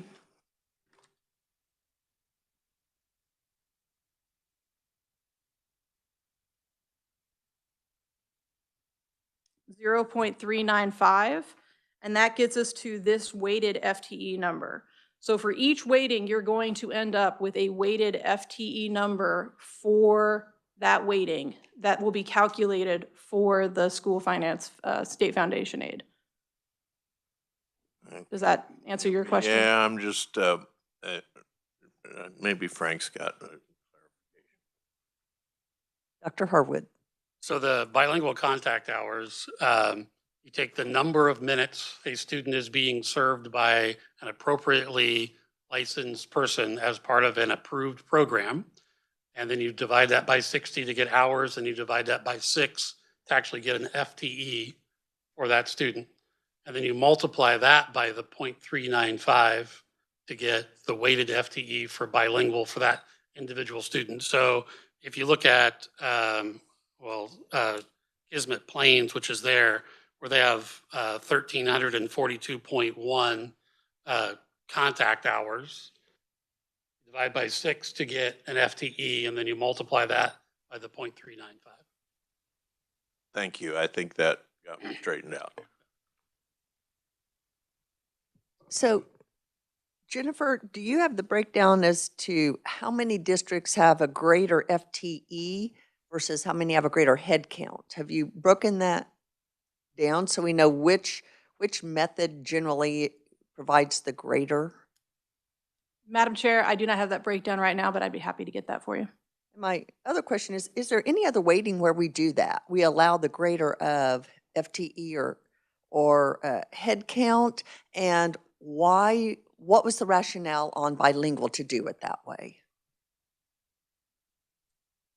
Madam Chair, I cannot speak to the rationale as to why exactly it was done that way. I can check to see which of the other weightings have something similar. I'm looking to see if there's some. Dr. Harwood. So, I mean, one that we use all the time for the greater of is whether it's current year or prior year. So there are several, like that has always been one of the cases. I'm trying to think about, trying to go through all the weightings in my head to see, and I can't think of one other one that does it that way. Just curious as to why in this one we did it that way. Just curious. Representative Williams. Thank you, Madam Chair. And, my assumption would be, if in doubt, it was to hold schools harmless, and somebody needed it to be calculated one way and they were okay, but they really wanted to probably change it. And so it likely comes down to something of that nature where they didn't want to have any cuts. I would throw this one as out as to maybe something for this task force to seriously look at what would be a way of simplifying that and not having to, if we can come to an agreement on how to do that a little bit better and simplify that. So, yes, Jason Long, Supervisor Long. Thank you, Madam Chair, members of the committee. If memory serves me correctly, I believe there was testimony in 2017 regarding the types of bilingual programs that various school districts offered and the various numbers of students who were enrolled in different programs. And so I believe the committee's effort was to provide the best fit depending on the district and whether they offered a program that had extensive enrollment and a program offered by the district, or whether the district just had a few students who needed bilingual services. And so the two different weighting types were basically because of the different styles of bilingual programs offered by districts across the state. That's how I remember. Thank you so much for that clarification. Any other questions, or comments at this point? Yes, Mr. Willis. Madam Chair, members of the committee, I was able to calculate to the previous question of districts using the different formats. So by my calculations, 156 districts utilize the head count, the bilingual head count weighted FTE, and 48 would utilize the contact hours. That was very quick. Thank you very much. Other comments, questions? Seeing none, you may proceed. Are you done with? Madam Chair, that is all I have for bilingual, so. Perfect. We will move on then to career and technical education weighting. We have Elena Rudder, Senior Research Analyst, KLRD. Welcome. Thank you, Madam Chair. My name is Elena Rudder. I am with KLRD, and I will be talking to you briefly about career and technical education. In the KLRD School Finance System memo on page 9, there is a little blurb about career and technical education, which is where I'll start. CTE weighting is determined by multiplying the FTE enrollment in approved CTE programs by a factor of 0.5, and this is in statute KSA 725155. And as Frank mentioned, Dr. Harwood mentioned a little bit ago, there are contact hours also listed on your Legal Max printouts for CTE, and similar process for those. You take the sum of the CTE minutes, divide by 60 to get your contact hours, and then you take your contact hours divided by 6, and then multiply it by the weighting of 0.5 to get your weighted FTE or CTE. And then the approved CTE programs, to have a class eligible for the weighting, it must be approved by the Kansas Department of Education through the pathways process. And there are 16 career clusters in that process. And some examples from a couple of the schools include classes about animal science, business finance, construction and design, digital pathway media, family, community, and consumer science, marketing, teaching and training, and web and digital communication, among others. Those are just a handful that I was able to pull out. And I would be happy to answer any questions that you have about CTE. What questions do we have about CTE? Director Ricker. Just for historical perspective, we really were committed to trying to adjust this weighting to reflect more closely the real world cost of delivering these programs. So there were studies commissioned for the 2017 committee process that looked at the various CTE clusters, if you will, and the weighting based on costs. So we had a couple options we looked at. One was having a formula that provided funding calibrated to the actual cost of each of the clusters. The other was to establish a weighting table by grouping of clusters, that the groupings were determined by the value, the numeric value of the cost.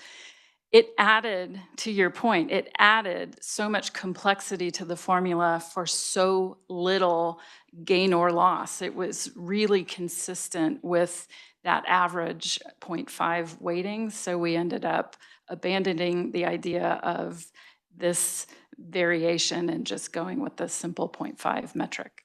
So. Thank you. It's very helpful. Other comments?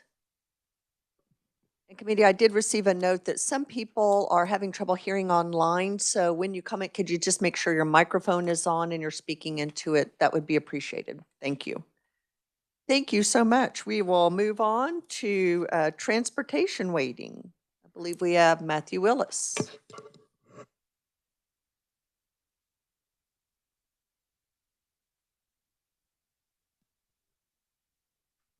Good morning again. Madam Chair, members of the task force, this is the last time you will be seeing me up here today. I will be talking about transportation. So again, big orange sheet that says transportation weighting. So I will say that this is both easier and also a little more complex than at risk as far as calculating the weighting. So the transportation weighting can be found starting on page 8 of our finance memo. And I won't bore you by reading the details, but the crux of it is it attempts to determine, so state law requires school districts to transport students who live 2.5 miles or more away from their school. So the formula attempts to capture those students, the density of the school district, which is calculated by just taking the square miles of the school district, dividing it by the number of transported students. It then runs it through some calculations, part of which deals with the difference in the base aid amount from the current year versus the 18-19 school year, and does a little bit other math to end up determining the amount, the weighting. So transportation, much like, as I'm sure you're aware through discussions of special education, this is a weighting that is backed into. So the calculation actually determines the amount of funding of state aid that a district would get for transportation. Then it divides that amount by the base aid number to determine then what the weighting is for the purpose of the formula. And so in doing that, I will also note that part of this determination is that a school district cannot receive more transportation state aid than 110% of their prior year's expenditures on said transportation. So when you are looking at the sheet that shows kind of the KLRD transportation weighting FTE times base, 34 school districts qualify, in a sense, per the formula for more state aid than what they are able to receive because of that 110% cap. If you're interested, I'm happy to provide the numbers and the districts. I will just highlight that the district that has the largest discrepancy is Dodge City, which receives $932,000 less of transportation state aid than what would be calculated by just taking its, or than by what kind of the formula is versus that 110%. The least being USD 310 Fairfield that has a discrepancy of $4,700. So there is kind of that little difference that does tie it a bit more to the expenditures as a cap for that state aid. But otherwise, if you look in the statute 5148, that's part of that gray packet that Jenny had passed out, you will also see that the statute very explicitly provides a very long table that has per capita allowances based on the density figures. In general, it is a little bit harder to read, but at the end of the day, that's kind of about it. And unlike at risk that I spoke about earlier, there is not all of these statutory kind of guidelines on expenditure elements of anything beyond districts have to do the 2.5 transport students 2.5 miles away, and they cannot receive state aid greater than 110% of last year's expenditures.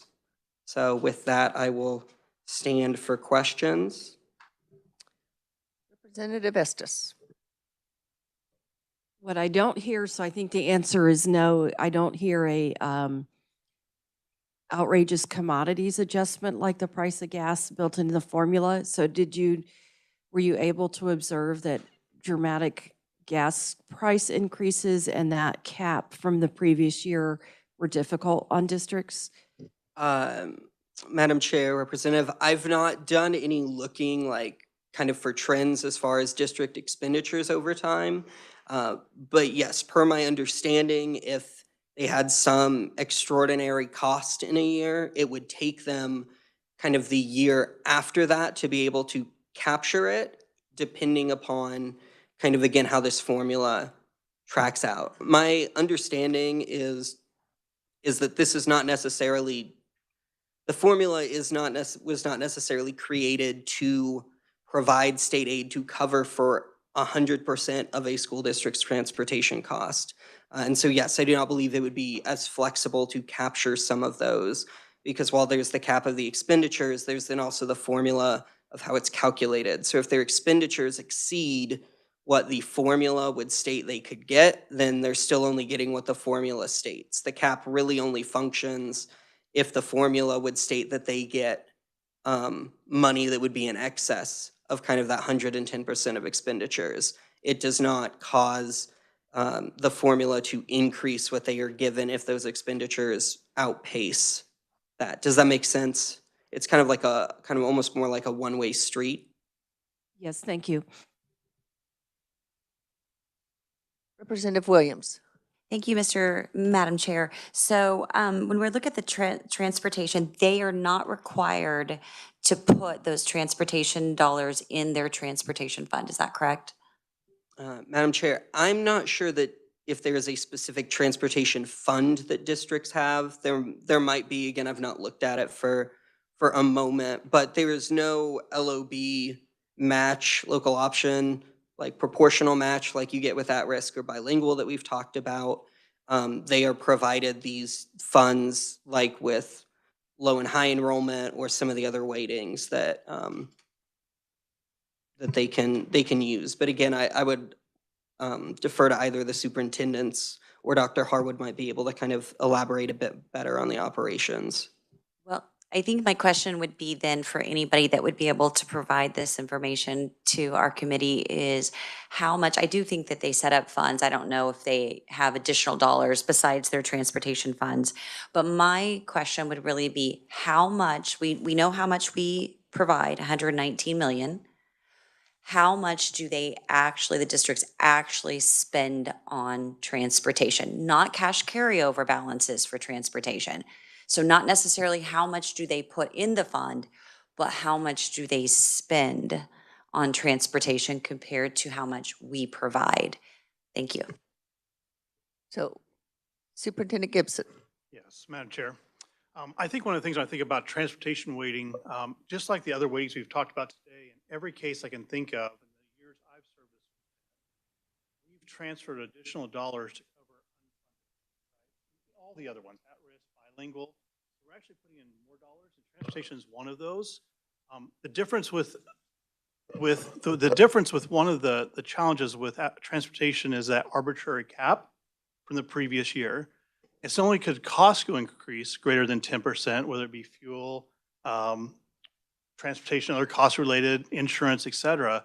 Your enrollment can also increase at a great clip, which then also caps you out arbitrarily. So that is one of those things I would have interest in. And once again, we do transfer additional funds to cover those, and there is a fund set aside for those things. I have a list here, so I'm going to start going down the list. Okay. Mr. Porter. Thank you. Dr. Gibson just responded to my first question, so I'm going to pass that. But we get concerns all the time. I'd like to at least at some point, Madam Chair, during this discussion, discuss the appropriateness of the 2.5 mile limit. There are numerous hazards between schools and 2.5 miles. And I would like to at least get that on the table at some point during our discussion, whether or not that's the appropriate number or whether exceptions could be made for hazards. Okay, Senator Petty. I think that's a good point to bring forward about the discussion of the 2.5 miles. We've looked at that repeatedly. So I have a couple questions about, just to reiterate, so on, if a school district, the next, if in 2024 they received a certain amount of money, then the next year, that no matter what happens, no matter the cost of gas or, as I know, and this can happen any place, but the school district I worked in, now there's road closures. And so that's changing routes for school districts. But those are no factors. There still cannot go beyond the 110% of the previous year's funding. Is that correct? Yes, that is my understanding, is that 110% of the prior year's expenditures is a hard cap regardless of what the formula determines that might be in excess of that or any additional cost occurrences or discrepancies. And I don't quite understand on the information that's provided for us about the transportation weighting statute. Letter A, why is that 2018, 2019? Why is that in there still? Yeah, so I would, and Madam Chair, Senator Petty, thank you for that. Real fast, I'd be happy to kind of walk through what these columns mean compared to what the formula is. I'd made those notes and then failed to note that and do that. So when you're looking at the columns, so the first column after region is the FTEs of students who are 2.5 miles or more away from their schools. And then the area in square miles is what I discussed about earlier, that you would take the student FTEs, or you would take the square miles, divide it by the student FTEs, and that gets the density range. The column that's titled Order ID is basically, it has just ordered the schools from least to most dense, with the one that is 1.0 being the least, all the way up there. So you're by and large going to see, I believe from seeing it, is they've kind of ordered it based on how it fits into the formula. So the per capita column then is where that district fits in statute for that per capita allowance. So when you look at the statute, it will say, for instance, a district that has a density figure of 0 to 0.059 would get a per capita allowance of $1,620. And so that is telling you where each district fits into kind of the per capita. The base change that is the factor A is that difference amount, and it's going to be the same for all of them. But the statute requires that in the process of calculating that you determine the difference between the current year's base and the base that was for the 18-19 school year. And you multiply that difference by the number, by what I would call A, which if you look in our memo is, and I apologize, I'll step back. So the first step you would do after having those numbers is take the number of transported students and multiply it by that per capita allowance. You would then, per statute, take that and multiply that by 1. You would then take, and that would become what we'll call B. You would then take B, and you would multiply it by that difference, which on the form is that column that has the factor A in parentheses, that base change. So you would then take A, that base change, multiply it by the column next to it that is that factor per capita allowance, or factor B, and that gets you factor C. If I remember right, or no, sorry. It is all, again, as I said, it's confusing, but and I had worked through it all last night, and then my memory is escaping me. So, yes, okay, so The factor per capita allowance times the variable. So the column that has factor D in parentheses is then when you take, did a poor job of notes. I apologize. I am all kind of confused. But yes, with it, it is capturing that difference, and then you were taking that transported students times per capita, you're multiplying it by whatever that difference is between the years of base, and then you were dividing that by the current year to get the weighting. So that's again where I kind of mentioned that you back into it is the formula determines the funding and then just says, okay, the district gets X amount of funding. So what would that be in the weighted FTE by taking that amount, dividing it by the current year's base? As to why it does the difference between that or any of that, I cannot speak to. I would defer to either Jason or Director Rooker or someone who worked on the formula in 2017. Revisor Long.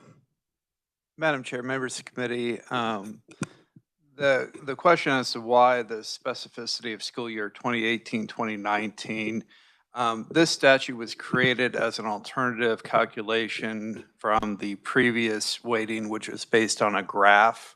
And so to provide more of a chart that was easier to follow, the calculations were redone.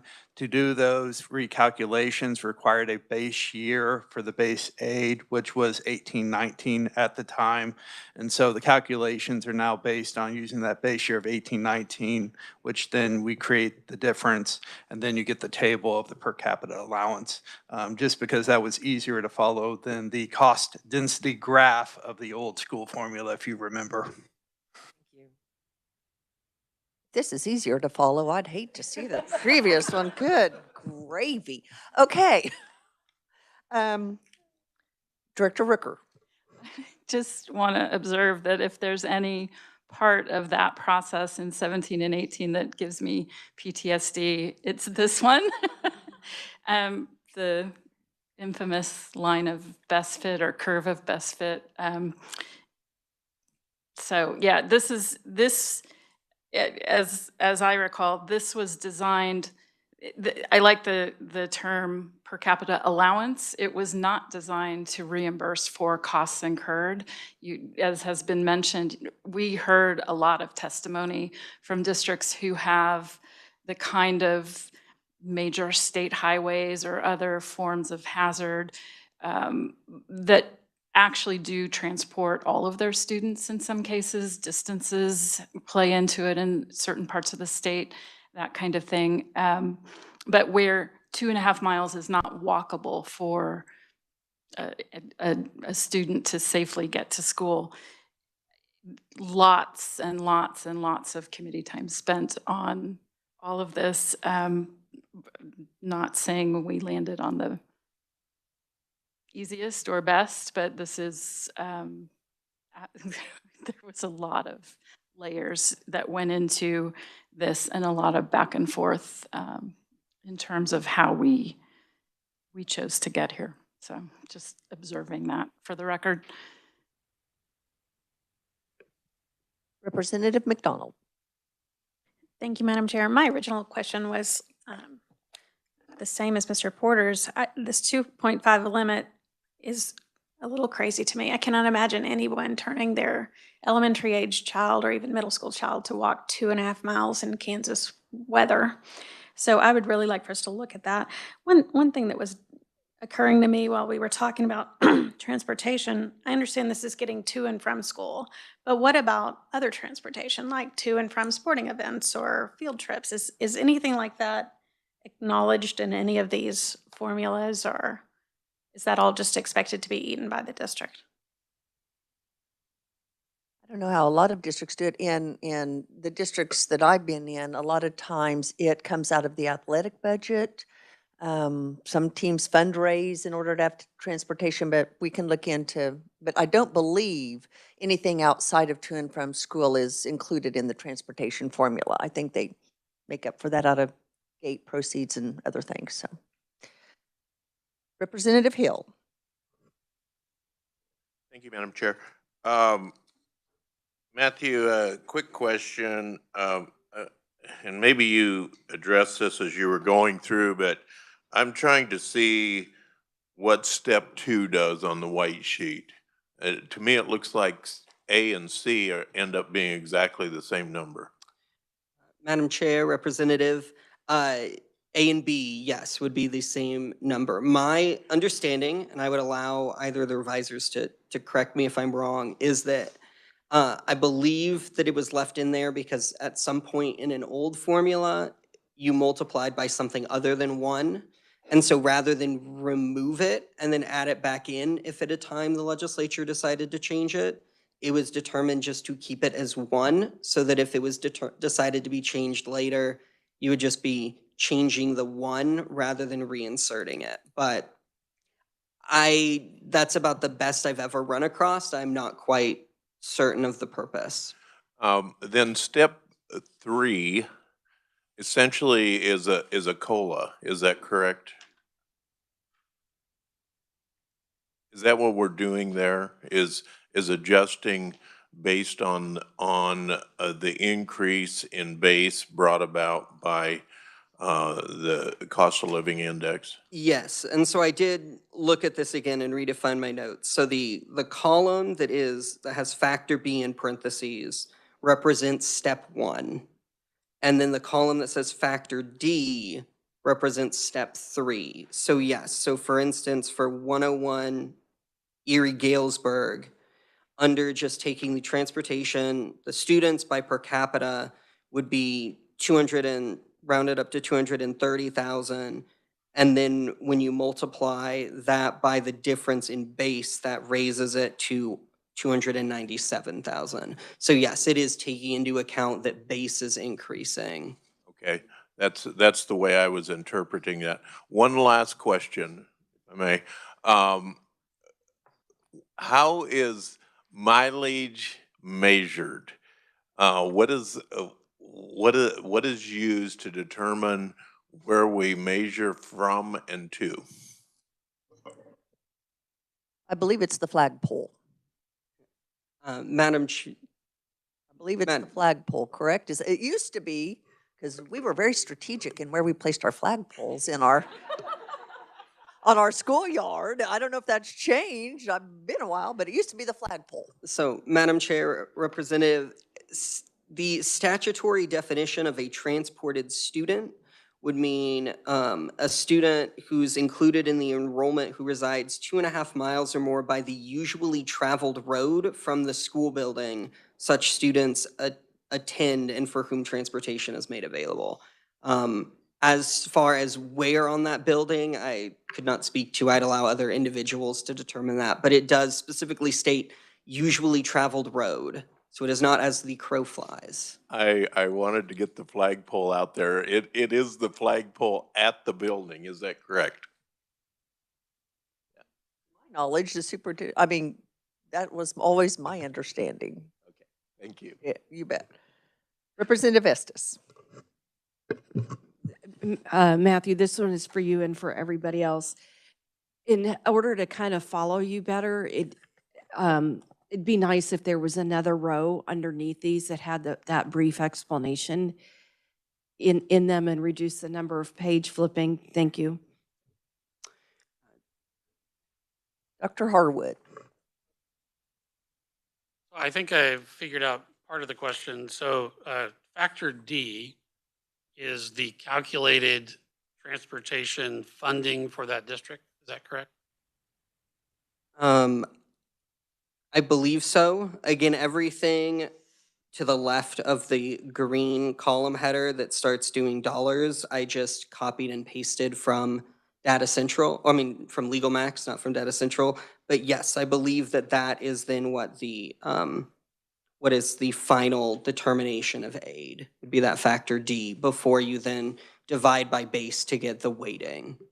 So I think something that, so one, knowing what the calculation actually would say they should get, not limited by the 110%, would be good. And I think we've already talked about trying to pull actual expenses from school districts to kind of see how those are in there. And I think that this will come up later, is that when we start comparing states, Kansas gets confused with transportation being a per student weighting. And that's because we turn it into an FTE at the end. It's really a modified reimbursement, not a true reimbursement, because we said we will reimburse you so much per student based on density. So I think that's going to just be an important thing, is that if we want to look at, if we're truly going to do a reimbursement model, which we have a modified one, knowing what the costs are would be helpful. Dr. Ninswander. Thanks, Madam Chair. So this is, if we go all the way back a few minutes ago to Representative Williams, had a comment about how do we know how much districts are spending. I think it was about 20 years ago. I have to go back when I was a superintendent. We used to have, or the budget had, where the revenue would come into the general fund and then it was transferred to a transportation fund where everything was all included. About 23 years ago, for some reason, the legislature deleted the transportation fund and created line items in the general fund where all expenses were then, so the money comes into the general fund but stays in there. So I don't know what the reason was that they eliminated the transportation fund. Because I actually had a former bus driver come in at our budget hearing and said, you didn't transfer any money for transportation, and we had to show them where it was in the general. So we'd have to actually pull it out of, there's a section in the general fund, but you'd actually have to pull that out because there's no longer hasn't been for over 20 years, a separate transportation fund. Just makes me wonder if that was part of the allowing more flexibility and not siloing. I don't know, but it kind of smacks of that. Representative Williams. Nope. Okay, any other questions or comments on transportation weighting? Seeing none, thank you very much for that, Matthew. We will move on to low and high enrollment weighting with Julia Kofoid, Legislative Fellow, KLRD. Welcome.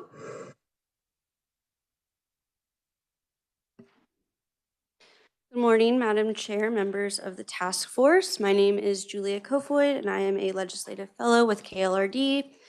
Today, I will be presenting on the low and high enrollment weightings in the funding formula, and those can be found on page 7 and 8 of the memo, or KSA 72-5149. These are the adjustments made to school district enrollments. These weightings are broken down into 4 tiers, 3 of which are for low enrollment and 1 for high, based on the FTE of the district, and every district receives money from one of these tiers. The first tier is for districts with fewer than 100 students. The second tier is for districts with FTEs of at least 100 but less than 300. And tier 3 is for districts with at least 300 students but less than 1,622. And after this, we move into the high enrollment category, which is for the districts in the state with FTE counts higher than 1,622. I will include that in 2023 for low enrollment weightings, and the legislature included a note regarding students from disorganized school districts. Any school district that attaches itself to a closed disorganized school district from the preceding school year and can take its students is allowed to use the weighting factor from the previous school year for the next 3 years, or the current enrollment weighting, whichever is the greater to get the highest weighting or the highest funding amount. So if a school closed in 2024 and a different school took on the students, they could choose to take the weighting amount from 2024 for the next 3 years, or they could take the weighting factor currently, and they could choose each year for 3 years. The details of each formula with examples are provided in the school finance formula memo, and these formulas are the ones used in the Excel spreadsheets to determine the low and high enrollment. The final ones are highlighted in gray because those are the tier that district falls into. For school year 2024 through 2025, there were 8 school districts that fell into the 0 to 99.9 weighted FTE category, 68 school districts that fell into 100 to 299.9, 125 school districts that fell into 300 to 1,621.99, and 60 school districts fell into the high enrollment weighting category. The counties that fell into Tier 3, which is the one that had the most districts falling into the category, include Shawnee, the Silver Lake School District, Jefferson County, including Jefferson West and Valley Falls, and Sedgwick County, including the Cheney and Clearwater School Districts. The high enrollment schools tend to be in the larger counties or cities, including Johnson County, Lawrence, and Wichita areas. The average state total percentage was 6.8%, and the school districts that have over 25%, there were 67 school districts. And I would be happy to stand for any questions. What questions do we have? Low and high.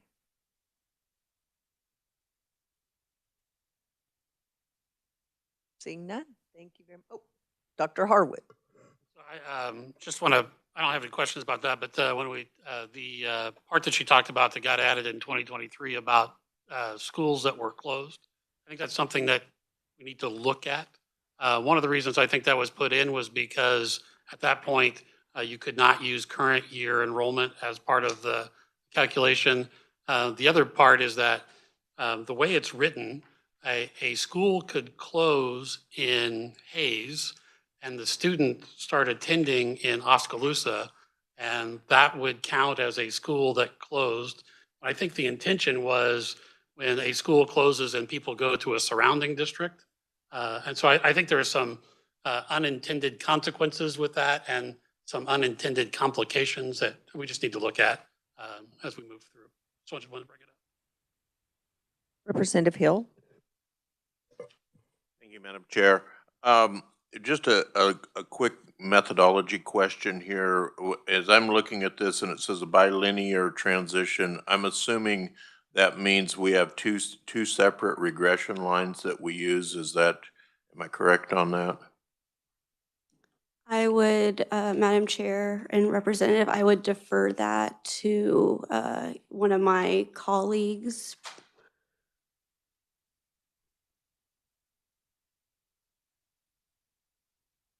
Representative, can you repeat the question, please? When you use the term bilinear transition, I'm assuming that we have two distinct regression lines that we're using to determine those numbers. Is that correct? In the description of low enrollment weighting on the top of page 7.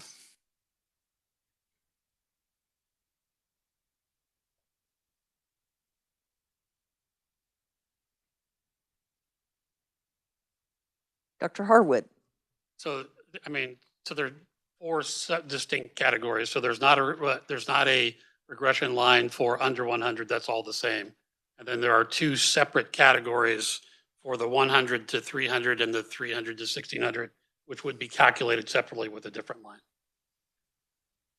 Okay, so between high enrollment weighting and low enrollment weighting, how many distinct categories do we have? So there's the low enrollment weighting. There's 100 to 300, 300 to 1622, and then there's high enrollment. High enrollment and the lowest category are a fixed number. They don't change with enrollment. The two categories in the middle change with enrollment based on a formula that you could draw a line with. But there would be two distinct formulas that would actually, the lines would be offset.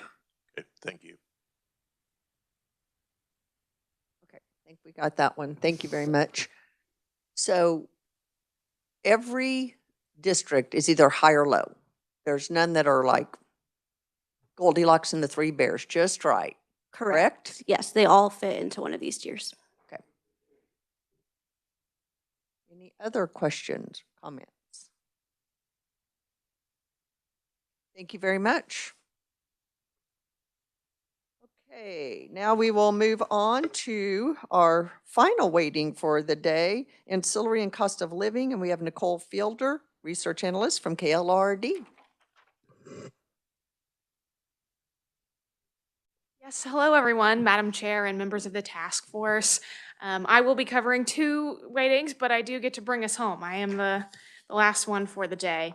And I based a lot of my testimony on the school finance system memo that we've been referencing. So it's the thicker packet, white paper. And I will be starting on page 10.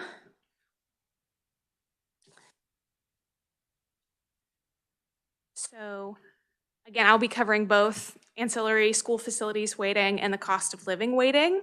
I just wanted to note that both of these weightings are completely funded by local property taxes. So I'm hoping that means you all have fewer questions for me. On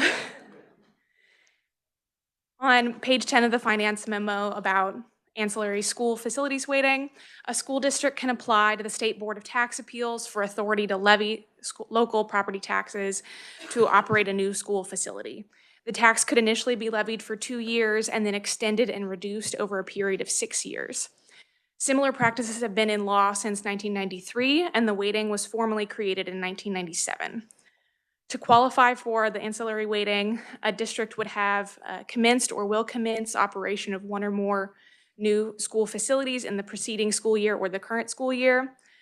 The district would have adopted a local option budget, and they would be experiencing extraordinary enrollment growth as determined by the state board. At present, 4 school districts in Johnson County qualify for the ancillary school facilities weighting.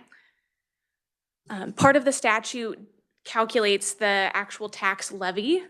And so in Section A of the statute, the State Board of Tax Appeals could authorize a district board of education to levy a tax for the school district each year, not to exceed 2 years, for the purpose of financing the costs of operating a new facility not financed from any other source provided by law. For districts who do not qualify for the weighting, the State Board of Tax Appeals could still authorize a tax levy to cover the actual attributable costs, but this would not be counted towards enrollment. And then in Section B of the statute, when the ancillary school facilities weighting was codified in 1997, the statute allowed school districts to continue the tax for an additional 3 years. The 2013 legislature extended this time horizon to 6 years and imposed a schedule for reduction. The yearly caps on taxes for this purpose would be determined by totaling the tax revenue from the second year of the tax plus the state foundation aid received for this purpose in the same year. So in 90% of that sum would be the maximum the school district could levy in the first year of the drawdown. The second year maximum would be 75% of that total. The third year maximum would be 60%, then 45%, then 30%, then 15% in the 6th year before the taxing authority expires.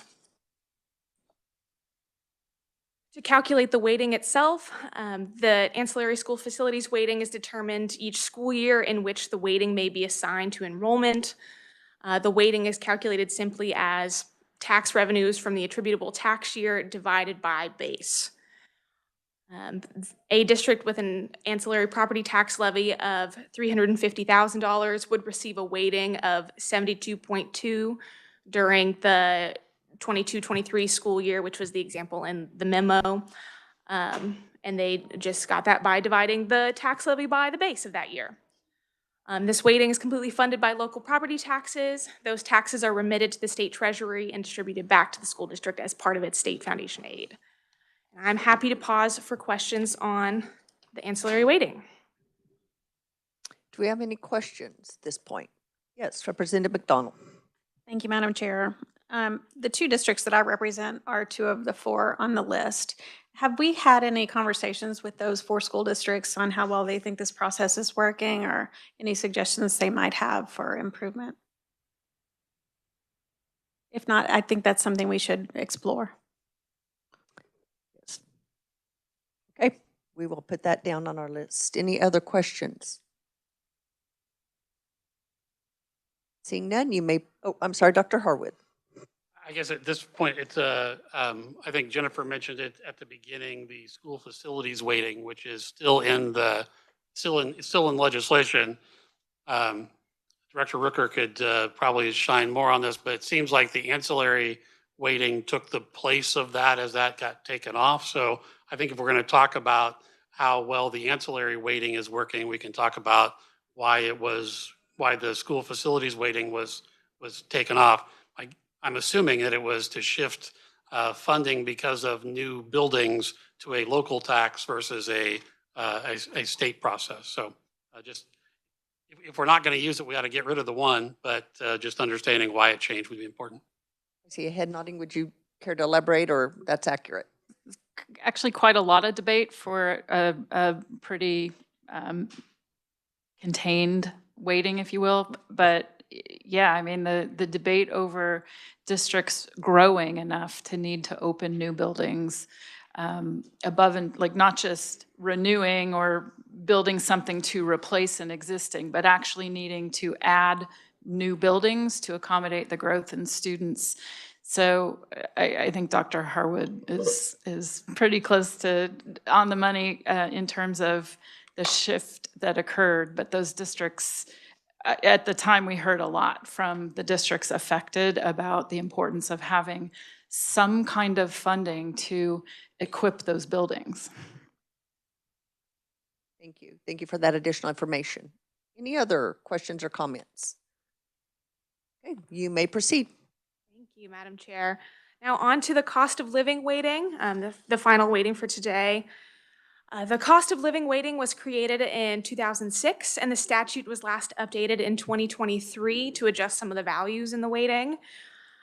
School districts may apply to KSBE for the cost of living weighting, which may not exceed a certain % of a district's state foundation aid established in law. School districts are eligible for the weighting if they meet the following requirements. If the school district has an average appraised value of a single family residence, if their average value is more than 15% higher than the statewide average, the district has a local option budget of at least 31%, and the local school board has passed and published a resolution authorizing the levy. Districts in Johnson, Wyandotte, Miami, Douglas, Sedgwick, and Leavenworth counties currently qualify for a COLA weighting. To determine the weighting itself, the easiest way to communicate it was already in the memo. So step one, you would find 115% of the statewide average appraised value of single family residences.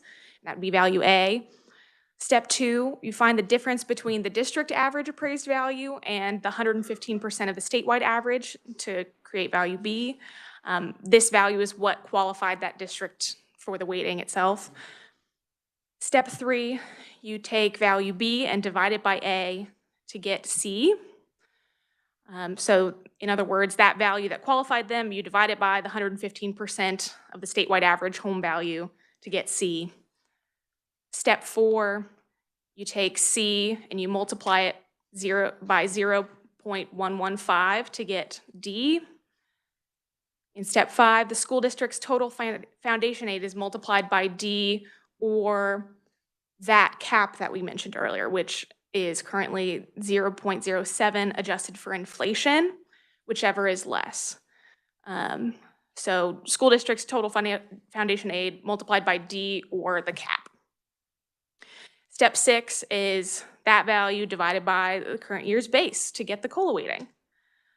So the values that were changed in the 2023 legislation were the multiplier for the statewide average appraised value of single-family residences, which was originally 125%, and that was reduced to 115%.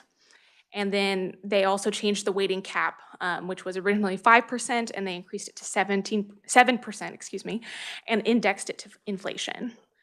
This weighting is completely funded by local property taxes. Those taxes are remitted to the state treasury and distributed back to the school district as part of its state foundation aid. And I'm happy to stand for questions. Thank you. Sorry, I was just looking through the spreadsheet at all the districts that have this. Representative McDonald. Do we know the appraised value, the average appraised value of a single family residence at this point? Is your question pertaining to district specific or statewide? Is this district specific when we calculate this? It's not clear to me. I guess yes. Oh, yes, because cost of living. I'm sorry. I'm with you now. Yes, I'm. Oh, okay. Representative Williams. Thank you, Madam Chair. Which one of these districts or how many of the districts actually levy the tax? So for example, I believe it, if they have numbers on this paper, they are levying the tax.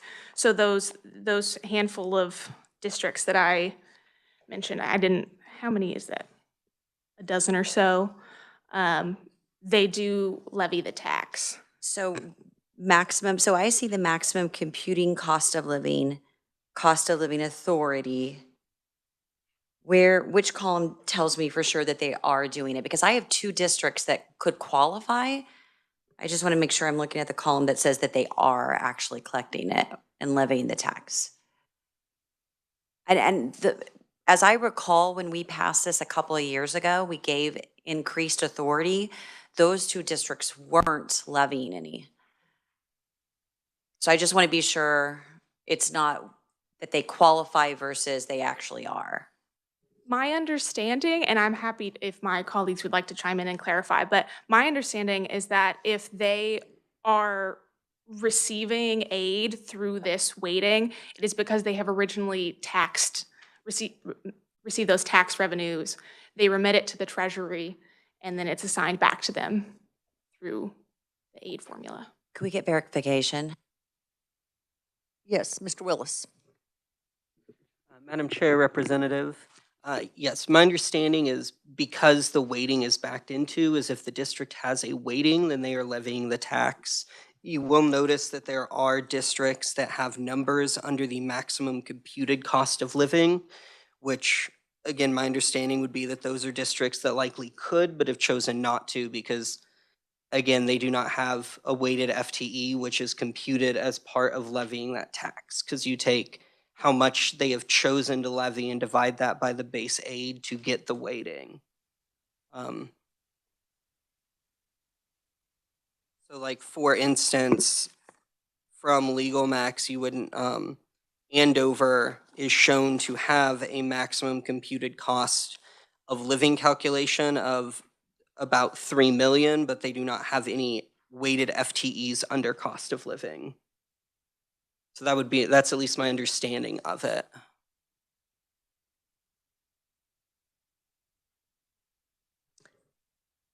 Representative Williams, did that answer your question? Okay. Any other comments?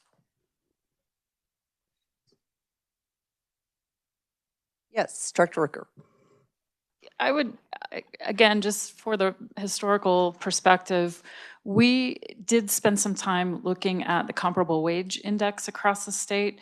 This is, and I would need some time to dig into the districts that would be allowed to do this but are choosing not to, whether they're reflected. I mean, we have pockets where the population is maybe not as dense.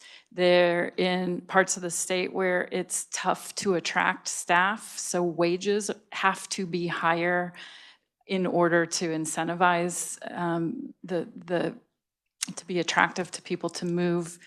If memory serves at the time, and it's probably similar today, Southwest Kansas is one of those areas where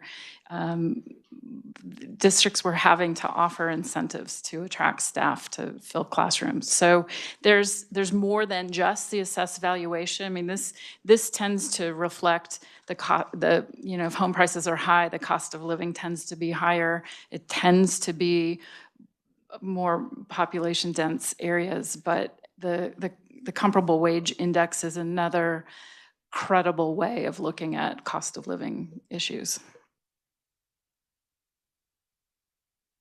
Thank you. Other comments or questions? Representative Hill. Thank you, Madam Chair. I might piggyback on that just a little bit, is that particularly in the densely populated parts of the state, your teachers may not necessarily live in district either. And so, the cost of living in district might be significantly different than where the teachers actually live. And so I think that's what this is trying to capture and I do agree with you that some of our rural districts are having an increasingly big challenge in attracting and having to pay higher wages. And so I think this is something that we probably need to look at and come up with maybe a little better approach. Thank you. Representative McDonald. Thank you, Madam Chair. I think just as the last ancillary weighting, if we can talk to the districts that are impacted by this and the ones who are choosing not to take advantage of this, about the reasons why and maybe what their opinions are about how we should make changes while we're at it, I think that would be something we should add to our list. Any other questions on cost of living? Thank you so much. Very much. We are ahead of schedule. I appreciate that. Just as we wrap up, are there any questions on anything we've gone over today? As you've sat and absorbed, are there any questions for staff before we adjourn? If you do, as you're looking through this and thinking about it, if you do, please reach out. As you can see, I think we have a phenomenal staff who've gone to a lot of work to try to make this as helpful for us as possible. And I know they are open to any additional questions or conversations you may have or want to have with them regarding this. I want to thank everyone for their participation. It really helps to have differing viewpoints and perspectives brought into this. I know that this is kind of a nuts and bolts informational meeting, but my challenge as we leave today is for everyone to think about what are some opportunities as it relates to the weightings in our formula that we can say, we're spot on.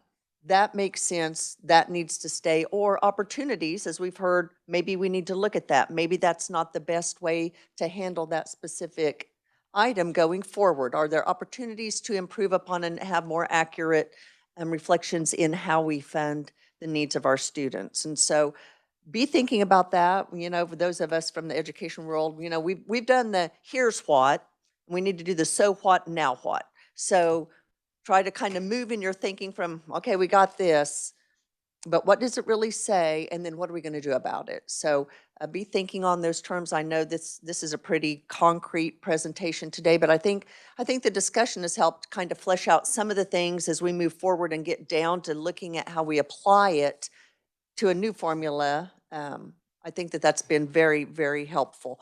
Speaking of going forward, I would like for us to meet, and I want everyone to check their availability, and we'll be sending out an email for this the first week of April. See your availability during that week. I know that we are not meeting in the legislature, so that'll be a good time, but just check and see your availability. We'll send out a memo in that regard. As I mentioned, some of the things we're going to look at in the next meeting or so are what other states are doing. We will take a deep dive into special ed, and I do want to allow for time for follow-up from this meeting as it relates to weightings, just so we tie up any thoughts or loose ends as the committee ponders what we've learned today. Are there any other questions or comments for the good of the whole before we adjourn? Yay, extended lunch. Thank you for being here today and your input. Thank you, staff. We are adjourned.